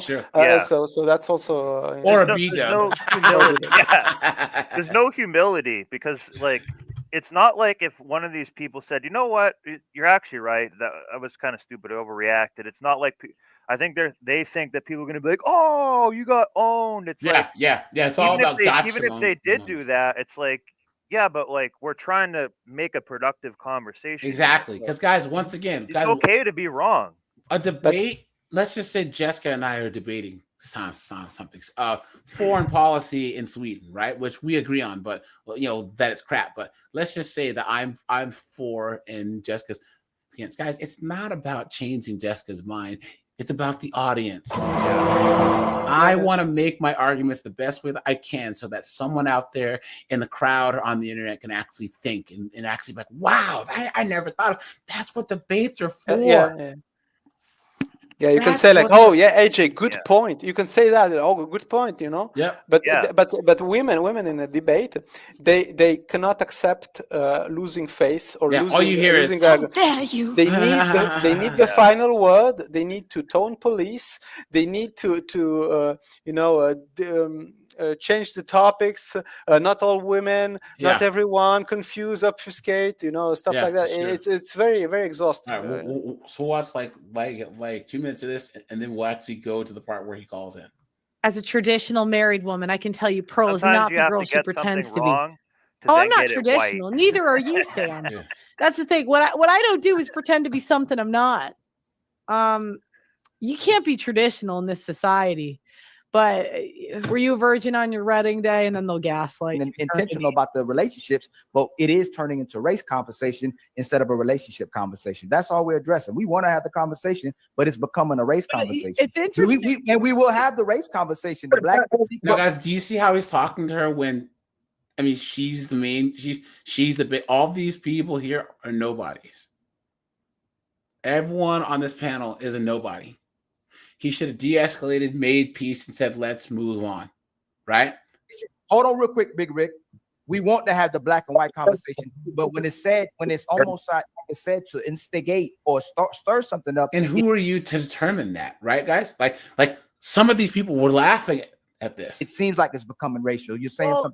And again, this all started because like you can definitely touch on race. We can literally do shows about race, and then he crashes out. The table to you, and you can do whatever you want. But if we are going to try to either get a clip of my poor ex, he was a nice guy too. He was a nice guy. He was not actually poor guy. He just gets dragged in. Maybe herpes is caused by hair dyes and straight. Full moments or something like that. We know more about you than you know about us.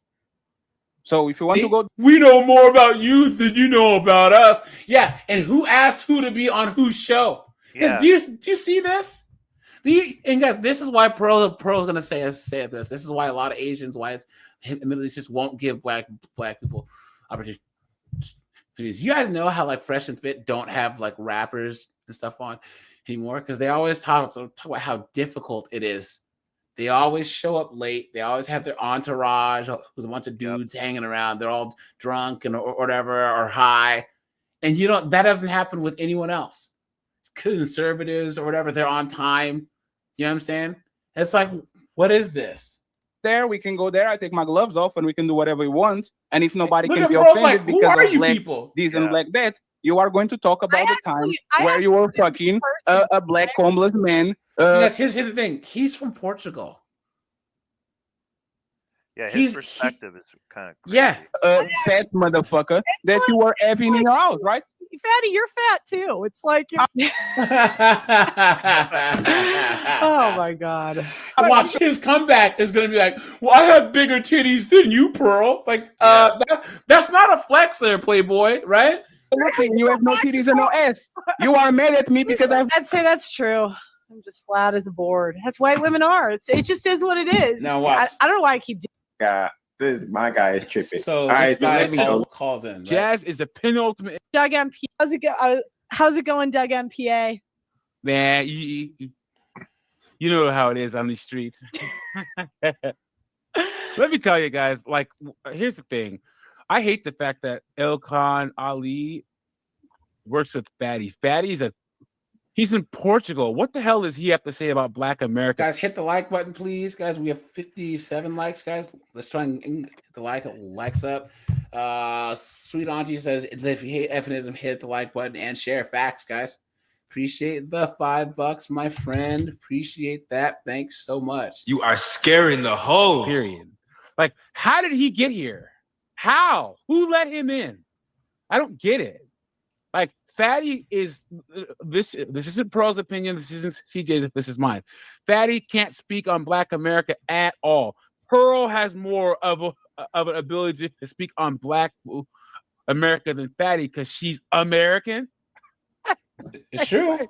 Who goes on his panels? Why? And then Pearl has 2 million subs. She's the biggest person on there. They're interrupting her, not letting her speak. And then Jazz is an absolute demon. She's a demon. She's what's wrong with Black America.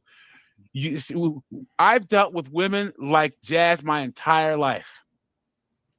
Jazz is the penultimate example of what's wrong with American Black women. I say it on my channel. I'll say it here. This is not Pearl's abuse. American Black women are the scum of the earth.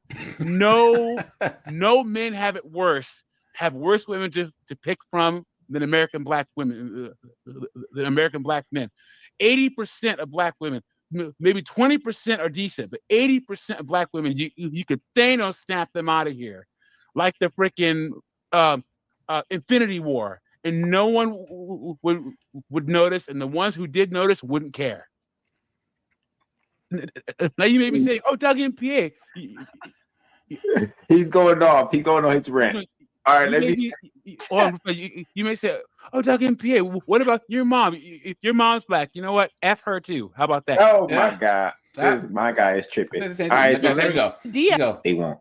This is when this dumb shit calls in. Here we go, guys. Muhammad Ali quote: "I want my children to look like me. I want my wife." We are Judah, man. Thanks for the membership, man. Guys, thanks for being here on a Tuesday, man. Appreciate that.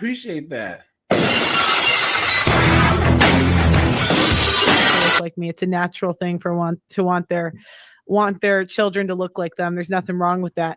Yeah, and that was my thing, because she just kept saying that, like, that Black women were going to take the white men. I'm like, Yeah, right. statistically, there's no way. Yeah, we got our issues, but white men do a lot of. My brother in school, I remember I showed him a friend of mine to date, and she was athletic. She was on the volleyball team, and he said she was too fat.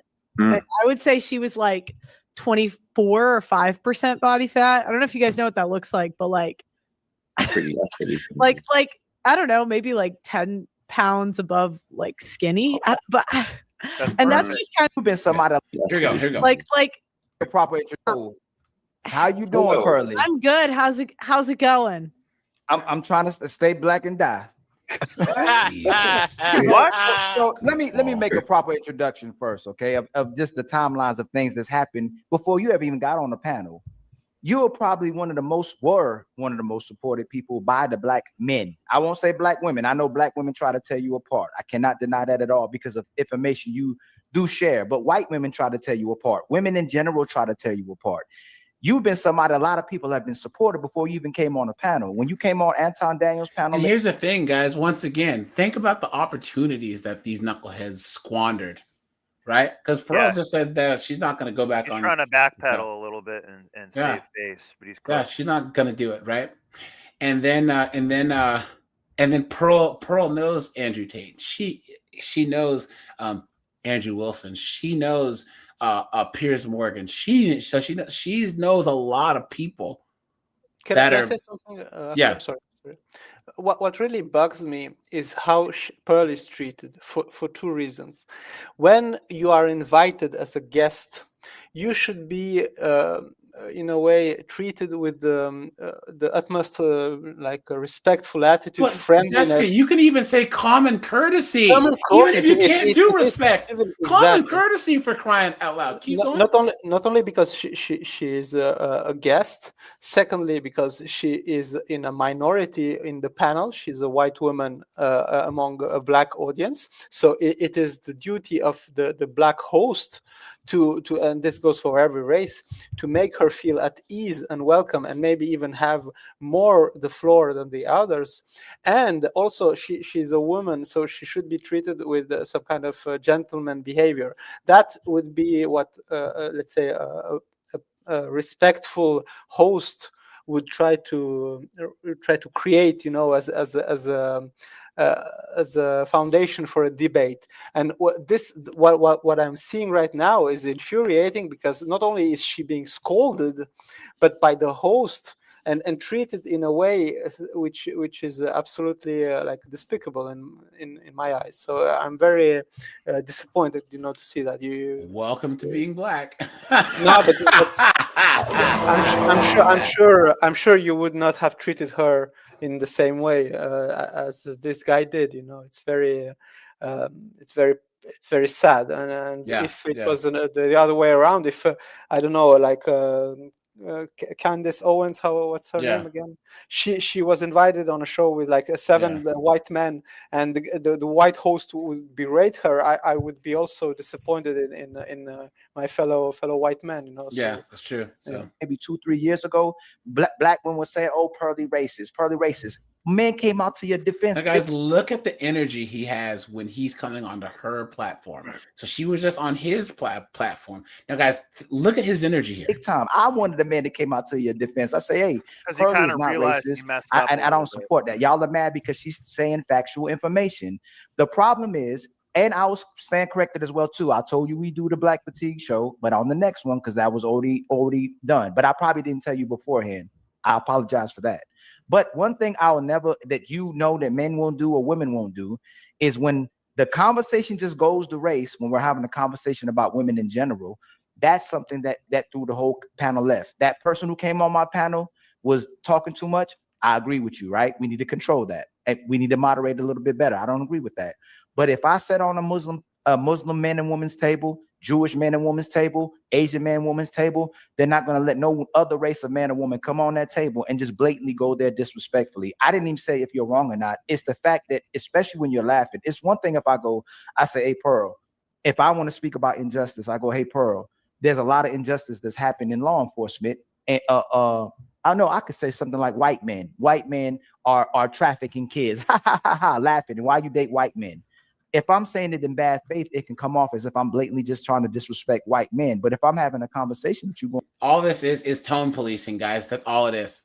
Yeah, ridiculous. Going back and forth, and I'm saying, hey, Pearl, I understand white men can be a certain way, but in this country, millions of women and children are trafficked. It's the intent of going straight there. When we had that Black Fatigue conversation about but the challenge is, you're telling me we're talking about Black fatigue, so I'm coming in thinking that this is the topic.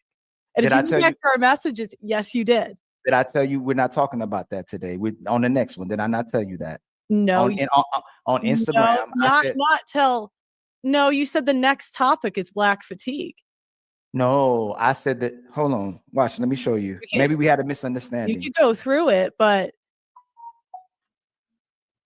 you said I thought we were talking, and it could be a cultural barrier. I said I thought we were talking about Black fatigue. I said that's next one. This was already planned. Next one is Black fatigue. So you might have thought that was the next topic. Right, but I'm saying the show. Why would I think it's out of bounds to bring up race issues when one of the topics is Black fatigue? Because we were. Why would that be out of bounds? Because we didn't even get to that topic yet. So if I just started saying, if I just said, well, white man known for supposed. No, guys, he should have said maybe there was a miscommunication. Hey, it is what it is. How can we move forward? Because do you see this lecture? Right. pedos or dealing with older women or trafficking, all those I kind wouldn't of get things. offended because I'm an adult. And that's what I can't stand. I cannot stand when I'm dealing with people that get offended over anything. Why have a debate show? Why host things if you're going to get offended over facts, data, and statistics? That's a great No, I'm question. not coming in. Great question. You had a panelist literally call one of your other panelists a coon. Mm-hmm. And it was a slap on the wrist. But I talk about facts, data, and statistics, and I'm the bad guy. Like No, that, you that see- is blatantly disrespectful. You didn't kick her off. No. So when Big Rick said he believes that people be using the facts and statistics, and you don't back that up, you went along with them. Yep, we can't use that. You literally when he said that, No, you what said I he liked- Thunderhead. well, She said it's a something nuanced point. relevant Yeah. that meant something. What? Yeah. Who cares what the topic is? That was about to say. Like, it doesn't matter. Conversation, This is all it evolved naturally. Yeah. Yeah, she didn't pull this out her rear end. The Guys, if this conversation was- evolved to that point. If Pearl would have gone to a panel full of white dudes, do you think she'd be having these issues? If Pearl would have gone to a panel, so she was just here. If the panel contained white women, of course, yeah, of course. Yeah. Yeah. Because the thing is, one of the things I boggles my mind is that someone is being asked a question, and that person is starting to answer, and after the third word, she is being interrupted, or she cannot even finish the sentence or her thought, which is absolutely a joke for a debate. Because a debate, you should be able to allow the person to express his idea from start to finish without interjecting and just laughing or making noises. And in these debates, I mean, it's not even a debate; it's just a chit chat where everyone tries to talk louder than the other one. So it's very, it's a fake debate. Yeah, sure. Talked about it on the channel. Well, Your that's 'cause of first the attention economy. instance has got to be real life, right? You can't. You're going to be easily manipulated if anyone can put a study in your face and say this. But I could give you, when we're talking about black crime, I could give you real life examples. I could give you examples in the media, and I could give you facts, data, and statistics. Mhm. If you don't have all three, I understand having a different. Okay, so opinion. if you're talking about tough skin, why'd you want to kick people off when we bring them to make the show for you? We're bringing people. Now, guys, there's a part that she didn't show where this one guy was literally just monologuing for like 10 minutes straight. And Pearl's like, look, bro, hey, let me finish. Let me finish. And Pearl's like, dude, what are you talking about? She doesn't show it, but it's a different part of the panel. And you guys know how much I hate that, right? You guys know how much I hate it, where you see guys who will just I've kicked a couple of guys off this panel. And you guys know who they are, because all they like to do is hear themselves talk. And then anytime I cut in, oh, bro, you're going to let me finish, bro? Wow. It's like, motherfucker, it's my show. What are you talking about? Let me I'm gonna ask you. Because we set up a panel. Hold on, we set up a panel for you, literally, so we can build with you. So why treat her like crap, right?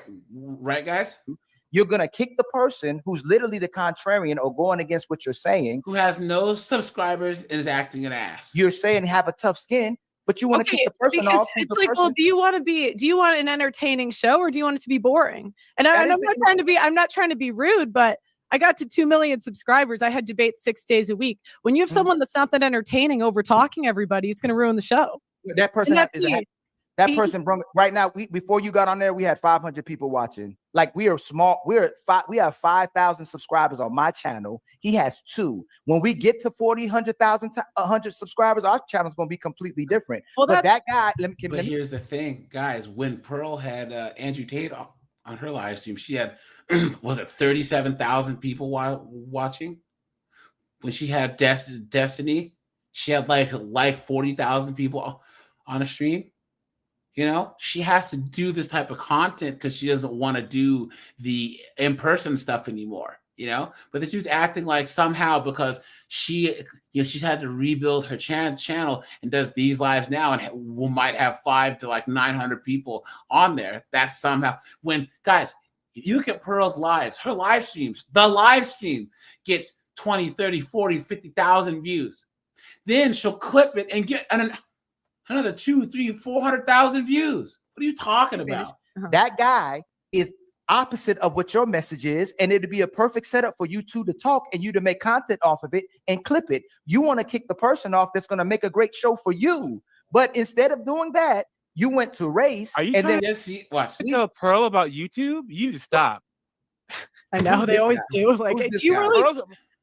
Pearl's a genius, so you need to stop trying to tell Pearl. Yeah, that's the thing. Who is this guy got to lecture Pearl about YouTube? I was just Secret. thinking that. Secret. You are a successful money guy, right? You do investments and all that other stuff, right? I try. Yeah, but I'm saying I don't know much about that. Like, what am I? Oh, Secret. What you need to do is it is insulting. Yeah, it is Yeah, insulting. it's insulting. You try to tell me how to do my job. And I do have that conversation with people when I'm like, look, I do this all day, every day for over a decade. Yep. I've forgotten more than you could learn over the next 2 years. Facts. Yep. But I want to bring up something in regards to this, and I wanted to bring it up earlier. You know, Black women like to talk about the patriarchy, but what you're overlooking is, no, the Black community is actually a matriarchy because Black women tend to run the majority of Black households. And this is what happens when you have a community raised by, ran by Black women. On top of that, another thing that Black women do, and maybe a lot of women do this, they raise their sons to be the men they wish they had now. Yep. Not the men that dick them down and dick decimated and dick destroyed them and knocked them up and everything along those lines. So they raise their sons to be these beta boys, to protect all women, protect Black women and stuff like that. And that's why I see that in this dude. Yeah, it's true. Yeah, about YouTube. Let him have a conversation. Let him have a conversation. It's just the challenge. And I'm not trying to be rude, but you have 5,000 subscribers. Let me ask him so he butted in. Hey, sir, if you want to have a conversation where there's not an echo chamber, which Pearl asked us not to have a echo chamber, we hate echo chambers too. Why would you kick off the person? The lie detector determined that was a lie. Who's going against what you're saying? So we have an actual conversation. Because you can't have a conversation when someone's monologuing for 10 minutes. You can't do it. Way. And so no, I didn't even think this guy was disrespectful, but I'm like, we're never going to get to the point. He doesn't land planes. Yeah, and guys, how many times have you seen like on the whatever podcast or even Kevin Samuels, these chicks with this monologue, and then he would be like, "What's the question I asked you?" "Oh, I don't remember."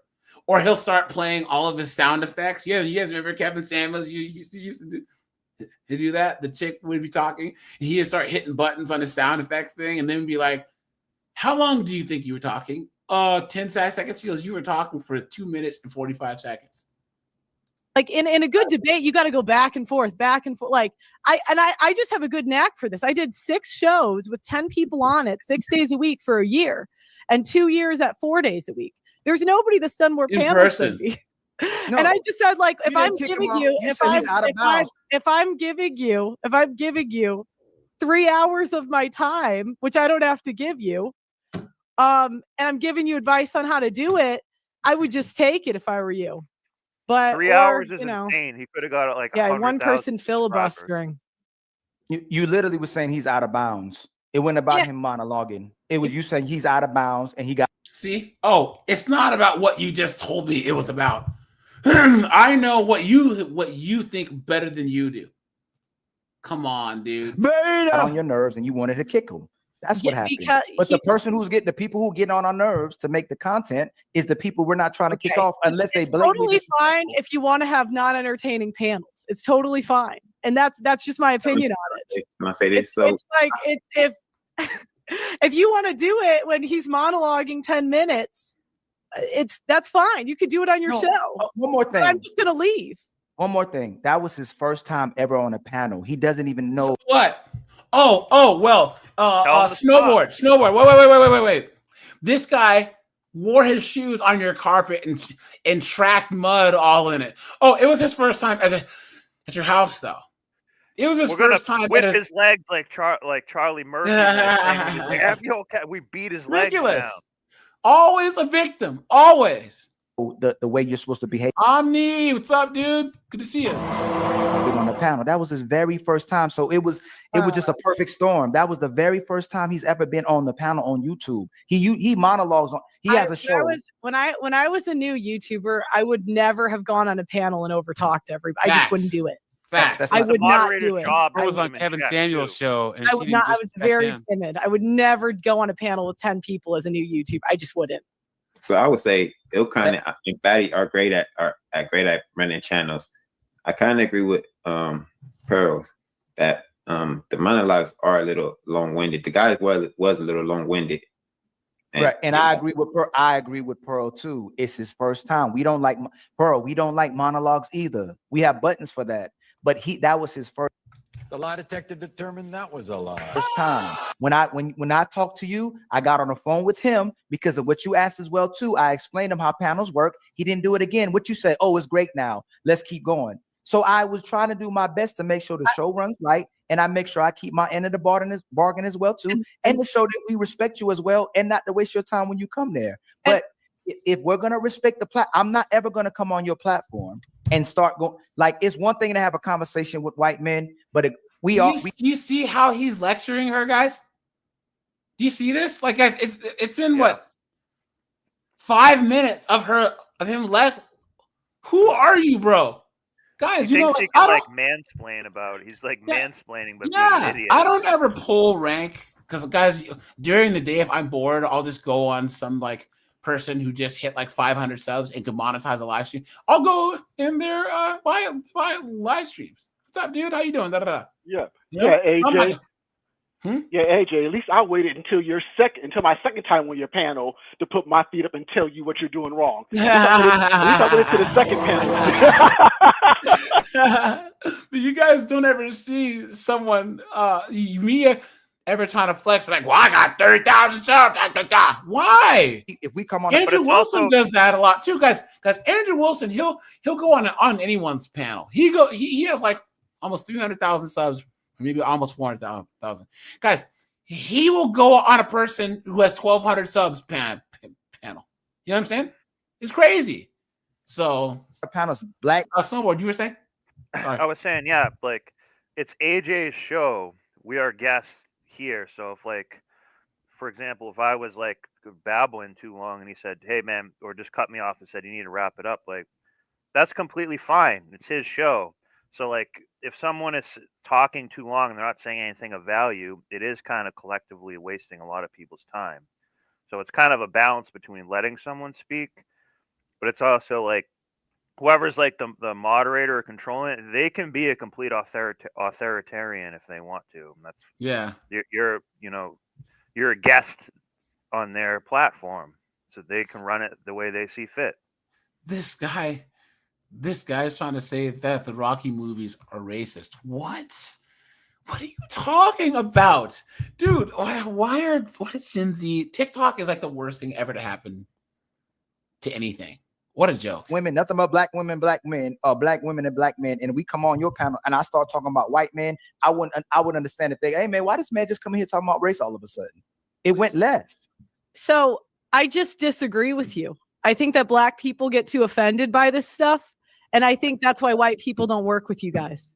I think you miss a lot of opportunity. I think you miss a lot of ding, ding, ding, ding, ding. Right, guys?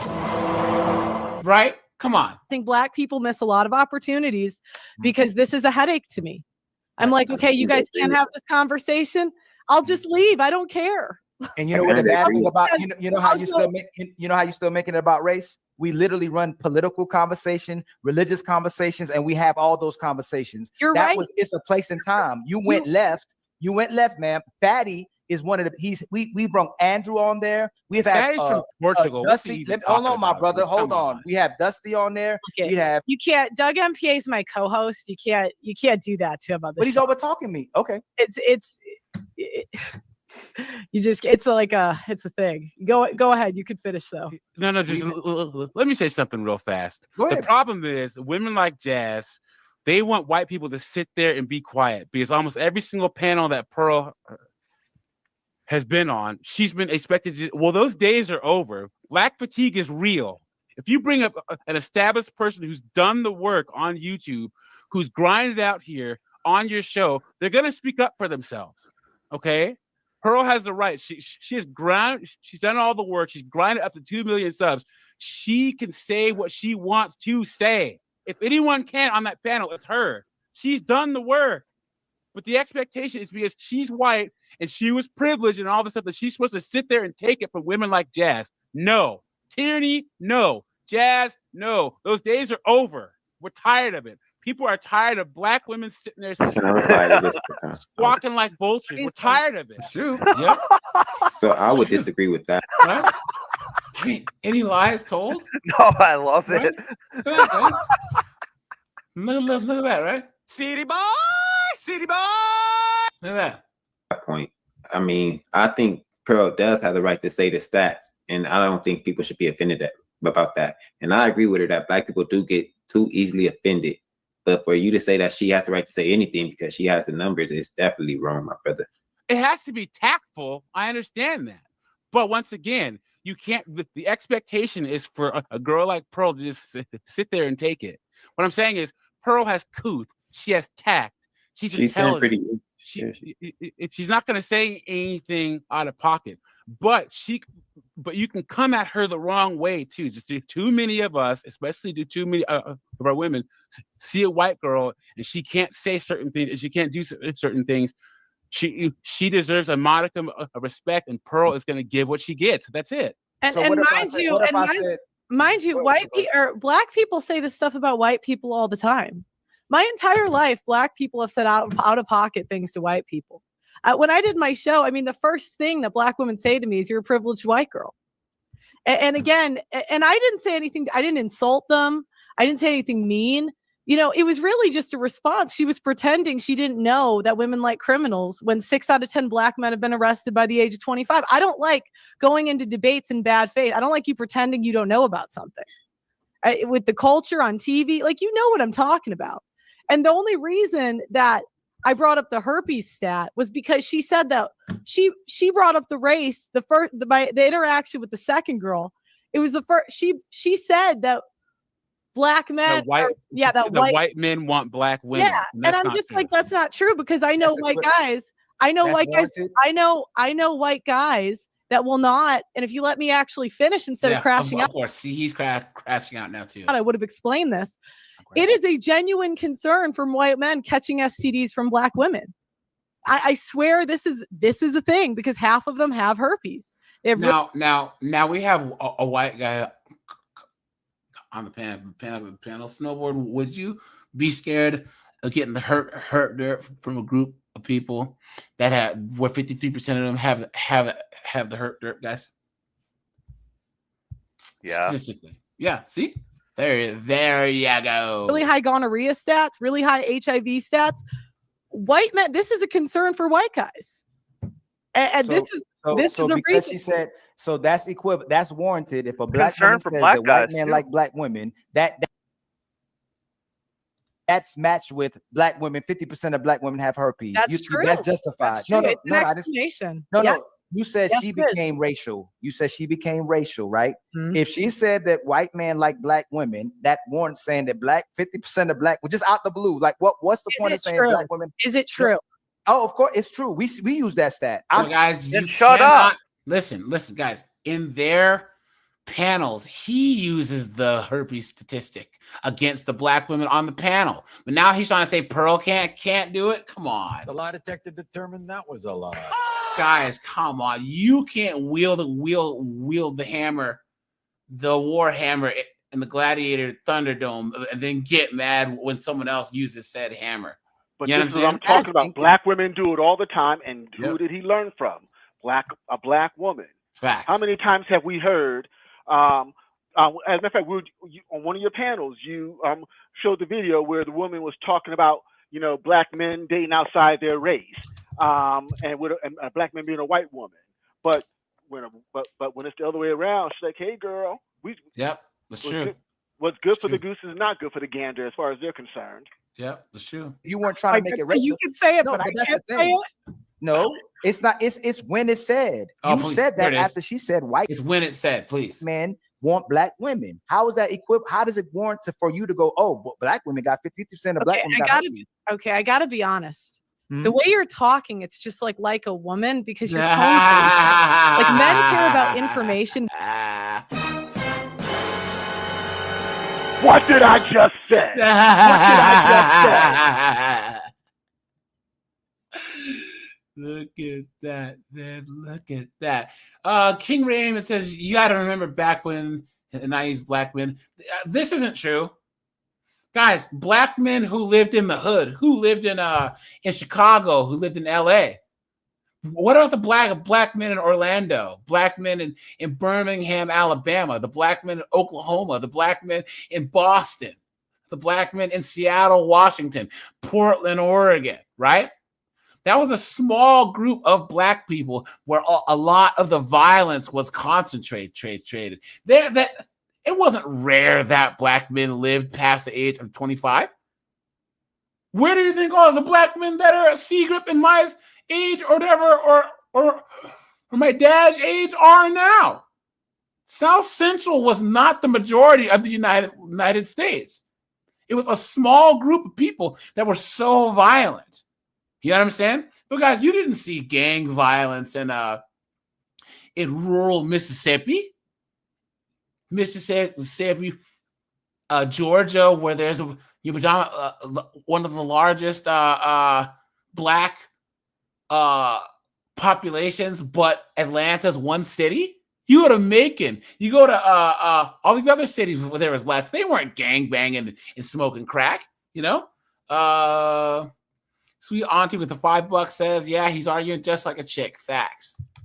Thanks for that, my friend. You are scaring the hoes. Women care about how it's said. So when you're saying, oh, you're saying it this way or saying it that way, that's like a female thing. Because if you go into male locker rooms, no one's tone policing and saying you can't say this. You are, but you could pretend you're not. You know, it's fine. No. So if you said, hey, black men get a white guy. She's fit. If I said white women like black men, and I say, oh, all white people are racist. Like, is that equivalent? Does that match? No, because the facts, data, and statistics, and also real life experience don't match up with that. Right. Because white people actually give black people opportunities all the time. So there's no evidence. Pearl, what does that have to do when she said that white men want black women? What does that have to do with sex? It's very and herpes. Well, how else you have to? No, you just said that doesn't match. Does that match? Okay. Are you gonna go? All right. So you do have to, in order to get marriage and kids, you do have to have sex. I don't know if you know that. So the herpes would be relevant because in order for the black men or the black women to get the white men, I don't know why I'm explaining this. You know, it's relevant. No, I think sometimes you are very informed about now. things. Here we go, guys. Here comes the lecture, right? You speak about. And then there's times you blatantly make things about race. You do that. And you say things that don't match up, but you are very informed. I can give you that. That I will give you your plight. I will give you your respects. I will give support in the things that you say. And you can be he might step in anyway. You can be a much better content creator and bringing people together as well too. But for some reason, Pearl, you like doing that when it's convenient. And Andrew does the same thing too. Andrew's a very smart guy as well too. When he feels convenient, he'll do that. When he did the debate with Coach Greg Adams, he didn't really make it racial like that because he knows how to control himself. But a lot of times when he get in spaces with people, you do it as well too. You will find a way to bring race into it just because. I do respect. Fatigue, I do understand your opinion. I just don't respect that you know how to do this better than me. I'm just being honest here. What do you mean by that? What do you mean by that? I just don't think you're qualified to give me advice on how to do this. Tell me how. Why? Because you got more viewers than me? Because of your results. What's the Yes, because she has 2 million subscribers and you don't. What are you talking about? That'd be like saying that Secret is in snowboard sell 89, 90 Bentleys in a year. And both make 7 figures, and then I sell one Hyundai, and I think that I can tell. No, that's not how it works. You know what I'm saying? I just thought I'm like been on this for 2-3 years. I haven't even went consistent every single day. So how can you? Why would you do this better than me? You have how many people you have watching right now? Okay. How many people you have watching right now live? Okay. So again, we could go back and once again, guys. Pearl's had 1,100 people watching, 700 people, 500. Her platform was actually built on her live, on her in-person stuff, right? But guys, look at how many people go back and watch the stream after the fact, right? One of her live streams has 140,000 views. Yeah. These are people who watch it the next day, you know? Fourth as a view off or whatever. You I'm that in. I'm You just guys, Pearl was getting hundreds of millions of views a month before she got demonetized. You can do as you wish. You did that, Pearl, not me. I'm trying to. Okay, we're gonna. This is a crash. Okay. Who asked who to be on whose panel? Well, I'm just gonna. Okay. I'm gonna mute you. I'm gonna mute you. The crash out. Yeah, I love. This is why I love it here. So I wouldn't say crashing out. I wouldn't say. I'm just gonna put this here. I think this is really DJ, demonstrating is that guy on the bottom why right, like his Doug MPA co-host. Huh? The guy on the bottom right below Doug MPA, is he like a co-host For this guy? in the Raiders hat? Yeah. Well, he's just starting out. He has like 280 subs. And what's crazy is before this, Pearl's like, "Hey guys, everyone go and sub to his channel." Pearl's trying to get him subs, right? Because he's cool. Well, yeah, I think he's trying to straddle. I mean, he's trying to be on the fence. You know what I'm saying? Okay. So, yeah. white people at times do not give opportunities to black people because you guys just make it a lot more difficult to work with you. And that's me being really honest. That's me. And I would say this is just increasing the difficulty. And then I would just say, you know what? We just won't do it again. It's fine. It's totally fine. Yeah. You know, you can keep going. Where you can keep doing your stuff. When a white American has to work with a black American and he asking them to be honest and righteous, it becomes a problem. When we're asking you to just go treat people respectfully, then that becomes a problem. It sounds like a white thing. Jazz all That day, sounds like a but white coming thing. at Pearl crazy. I was actually very respectful. I did not call anybody a coon on the panel. Somebody else did that, and you did allow them. But you're right. Maybe I was the problem for mentioning half of black women have herpes, even though it's true. You deal with Jazz all day. I but don't you're know, coming like, at Pearl crazy. This is insanity, bro. And you know, again, this is me. I'm really trying to be nice about this, but yeah, I think that's it. We just won't do it again, and it's okay. So that's okay. Yeah, I wish you luck. And have fun with your next one. All right. Yeah, and go visit Fatty in Portugal. All right.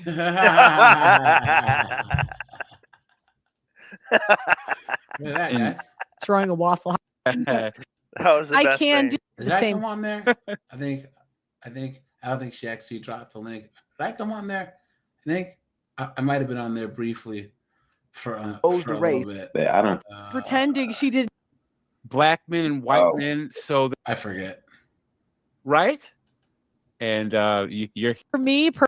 Pearl's not. Anyways, guys, yeah. So now, you guys will see all these channels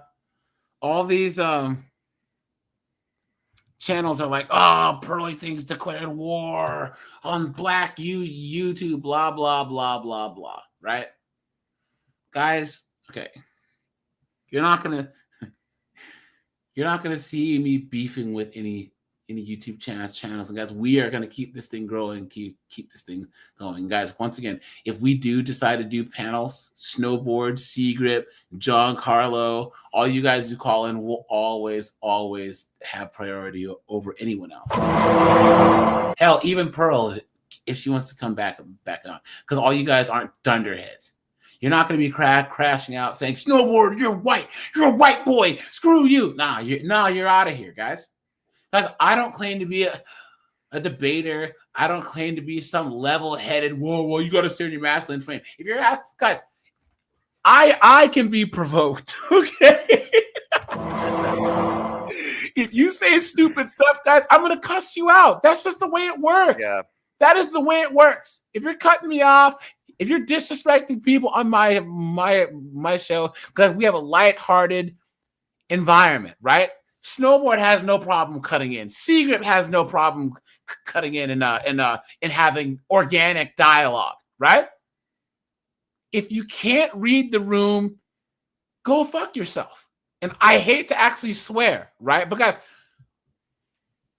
I've always had an interactive channel. Always. I've always done call-ins. I do more call-in shows than pretty much anyone else I know, right? Guys, all you guys feel free to call in, and guys, none of you guys step out of line. I've only had to pull rank snowboard 3 or 4 times? Yeah. Yeah, because there was that one drunk And guy. they kept kind of repeating the same behavior. It's not like you just did it like you were pissed and just did it one time. Yeah. And the other 2 were on me. Yeah. No. But guys, here's there's the even thing. one guy who was in here like really lit, and he would keep talking. He's like, no, you don't understand. And like, Yeah, he little gave him a lot of bro, you don't understand. Like, shut up. You Okay, but you gave him a lot of chances to try Yeah. to get his point, but then after a while, it's like, dude, you're cooked. Like, you got to go. Yeah. So guys, once again, there's a couple of things that I don't deal with here. Number 1, right? Not reading the room and not having monologuing, and then also making stuff about you, right? If you tell a story, like Seagrip tells us a lot of stories about himself, but he makes it relevant to the conversation. He's lived a lot of life and he has a lot to teach all of us. I appreciate that. Snowboard tells stories about himself, whatever. Snowboard cuts in a lot. He tells his jokes, but he does it organically. And people look at the comments. They laugh at what Snowboard says. It's hilarious. And so Anonymous is British and he still makes it work.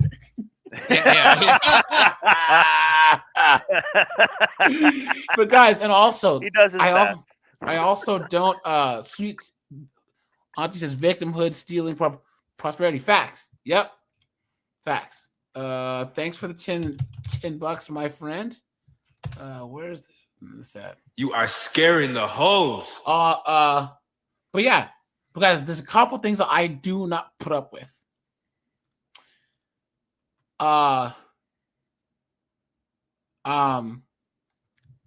This whole thing where cisgendered hetero white men are the problem. I don't deal with anyone who presupposes that any one group are the problem, guys. I don't. Guys, if you're black, if you're a female, whatever, guys, white men are not your problem. You are.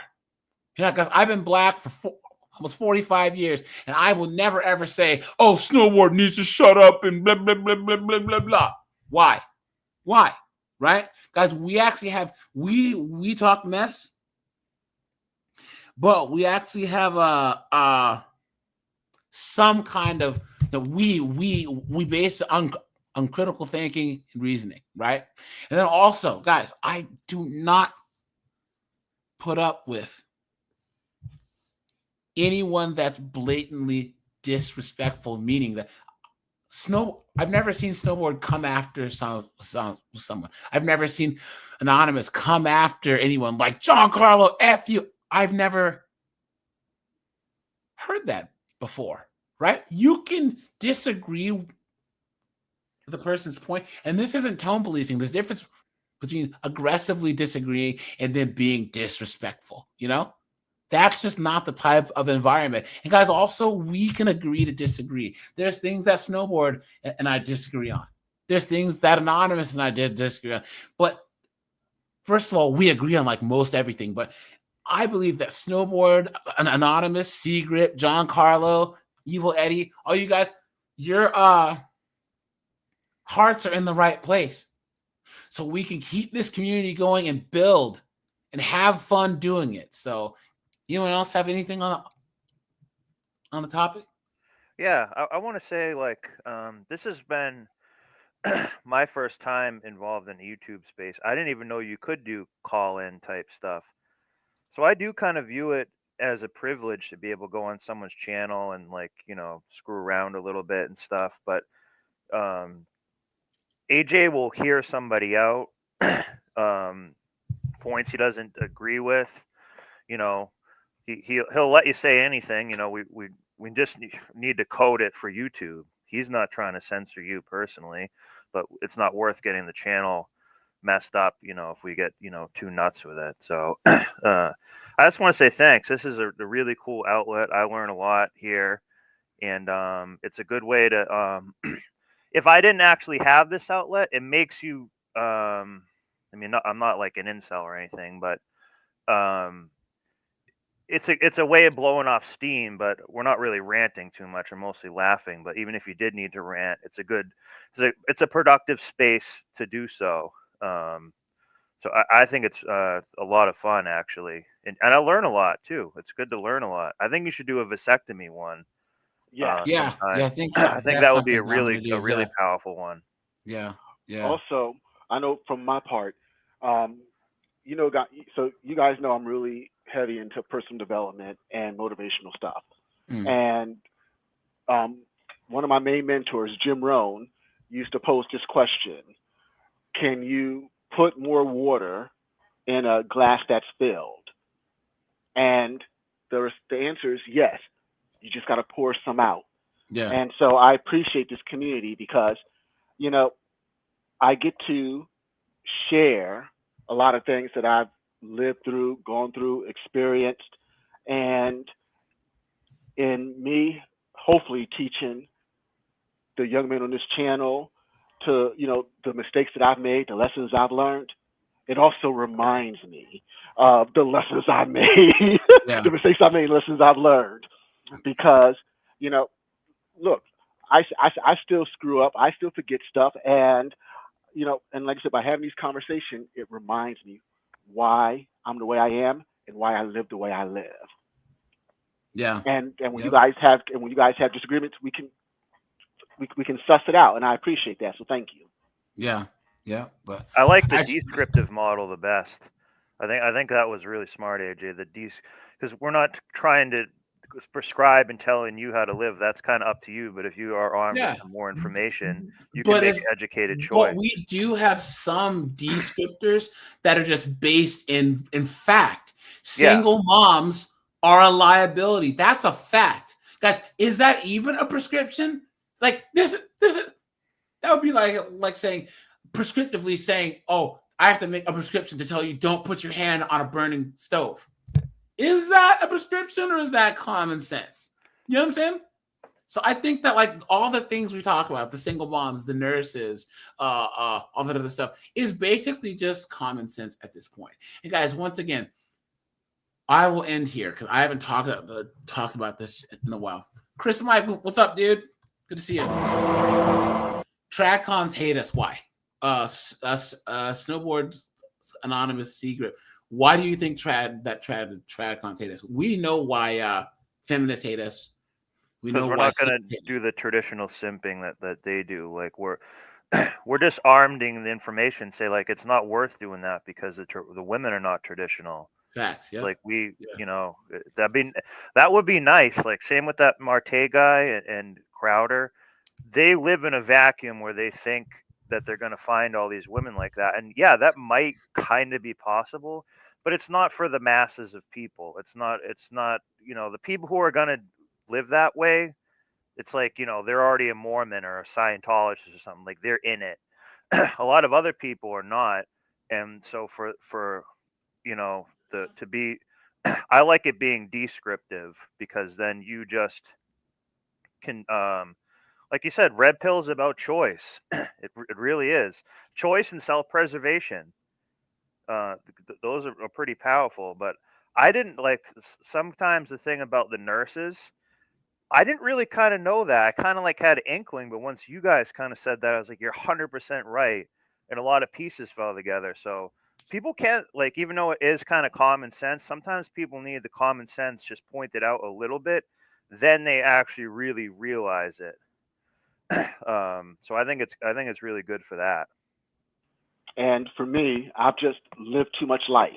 I see things how they are, not what I think they should be or you think they should be.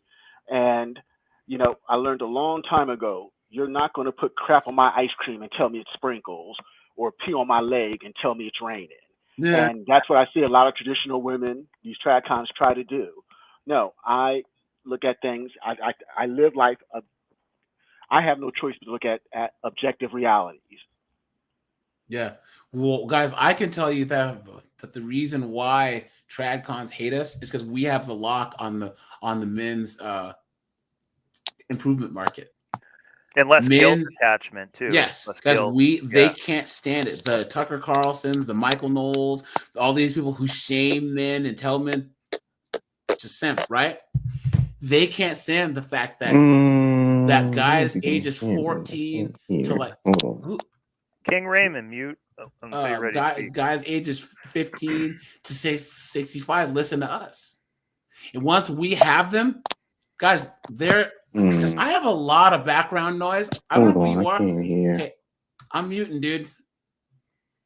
If you unmute again, I gotta kick you. But so guys ages 15 to like 65. Once they find our content, guys, they're hooked. They're hooked. Yeah.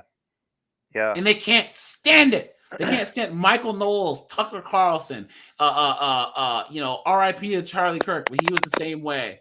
All this other stuff, right? They can't stand it, guys. Let's think of this as a young guy, as a young 17-year-old guy. And yes, guys, I know the whole Tate thing, right? But when Andrew Tate, he was big, and he has the cars, he has the Bugattis, he's a kickboxer, he's in shape, and he's telling guys, don't be a bum, don't be an idiot. Who is a 17-year-old, 18-year-old guy gonna listen to? Like, who is seriously that guy or Tucker Carlson? Well, guys, you gotta get the married. Honestly, on the surface level, or Ben Shapiro, right? Yeah. Who are they gonna listen to? A Greg Adams, an Andrew Tate, or friggin' Tucker Carlson? And they can't stand it. They cannot stand it that a lot of guys who happen to be in the red pill space are not these neo-maxi Zoom dweebies. You know what I'm saying? Plus, on top of that, just like with the movie, once you see the truth, you can't unsee it. You can't. And I think a lot of guys in our community, there's a saying, real recognize real. Yeah. And AJ, you've seen me through the past several decades of my life, and come on, does it look like I can't? I walk the walk and talk the talk. Yeah. Trust me, I've never had a problem with women. And that one jazz chick that was crashing out on Pearl, she's on another platform crashing out about Pearl right now. I gotta watch it. I gotta watch it. But real recognize real, and I think that the men that follow us, that listen to us, they see that, and our reality more closely matches what they're currently going through than a Tucker Carlson or Steve Crowder. We have to live in this real world. It's true. So Yo, hey, real quick. I mean, really, all I want to say is the fact that, we all come from different ideologies because we all live in different parts of the land. So of course, we're all gonna have agreements and disagreements, but that's a good thing. We all got to learn from each other one way or another, because at the end of the day, we all have to live in this crazy world together. So it's just let's just come together. But talk. Here's the thing, Raymond. Here's the thing about you, and I can tell this by how you speak, right? Right. You don't act like how you act is the way that I'm supposed to act, or Secret's supposed to act, Tim Hicks or whatever. Because It's not a dick measuring contest either. Well, because we look at each other as individuals, right? Yeah. A lot of these knuckleheads, right? Like that panel that Pearl was on, they always say, well, us black people do blank. And then whereas like someone like you, me, and Secret might be on the panel, and we're like, well, we don't really believe in that. We don't like Big Mike. You know what I'm saying? And they'll call us crazy. They'll like we did something wrong. And my issue is, once again, black people act like you shouldn't view us as a monolith. But then we tell white people that we're a monolith. We don't, obviously, but there's a group of us who tell people that we are, but then get mad when white people treat us like we're one. Mm-hmm. I tell you guys, I love being black, but a lot of times being black don't love me. Oh, that's just how it. Yo, that's 100% facts right there. It's like even sometimes our own people even come at us and be like, "Yo, what's wrong with you?" I'm like, "Yo, what are you talking about?" Like, I'm sorry if I have more common sense than you. that I was raised more right than you. Like, come on. I had a Civic. I had a 2011, a 2010 Civic Si 4-door. I love that car. And I had to get rid of it because the AC kept breaking. It is a factory defect. So I fixed it 3 times. I'm at the gas station pumping gas. Homeboy comes up in a Chrysler 300. This is in 2014. Chrysler 300 on rims. I'm talking like on like 22s. Pulls up, hey, yo, man. He's a drug dealer. Hey yo, man. Can I get some gas money? I'm like, I got a Civic and you got a Chrysler 300 on rims. And he's like, man, you ain't gonna help me out. I said, you're not serious, are you? Yo, what nerve for even to say that? And you driving mad?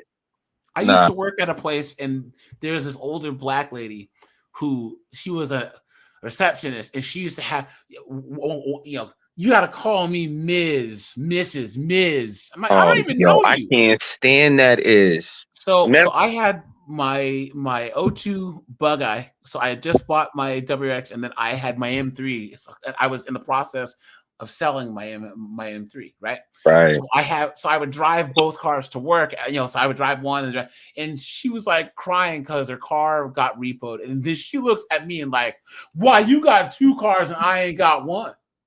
And I'm like, I'm sorry. Pay your bills, dum-dum. Yeah. What?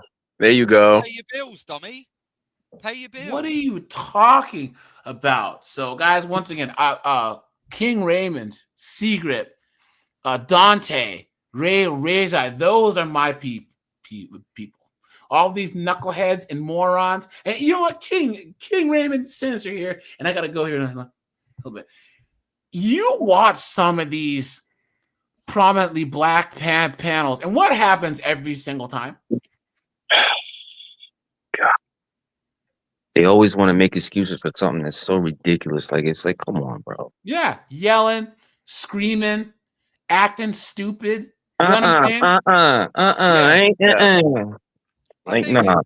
Hey, Adrian, I was going to say, I think people always talk about civil war and stuff like that. I know I'm just an outsider, right? But I feel like the black people in America, they need to have like their own civil war and get these like idiots under control and just being like all the seems to be more responsible people. All we need to do is separate, guys. That's all we can do. But until culturally we can admit that there's a clear delineation between the black middle class, upper class, and then the lower class. Fact. Guys, look. This jazz chick is on this guy's channel crashing out about Pearl. Look. Oh, the man. Look at that. Crashing out, dude.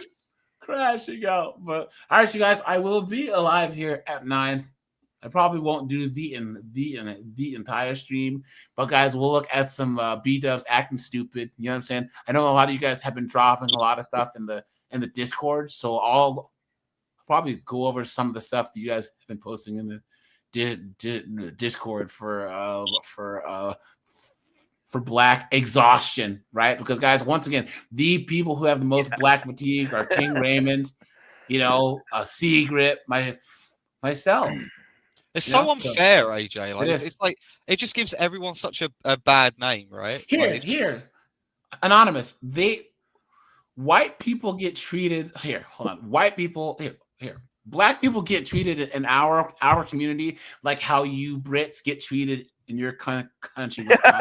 Yeah. You can't say anything. You gotta cut your flag down. You can't be patriotic. You can't have solutions, or it's all racist like that. How dare you be out working? Thank you. Yeah. Paying taxes, you fool. Yeah. But all right, guys. How much ago? I'll be live at about 9:30, guys, and we'll do like an hour and a half. So, okay, guys, thanks so much for being here. I think we're almost at 100 people, which is really, really, really good for an impromptu daytime live. So, yeah, guys, I appreciate you. Bye, guys. Yeah, AJ, thanks for having me on, bro. I appreciate you. King Raymond, are you in the Discord? I can't.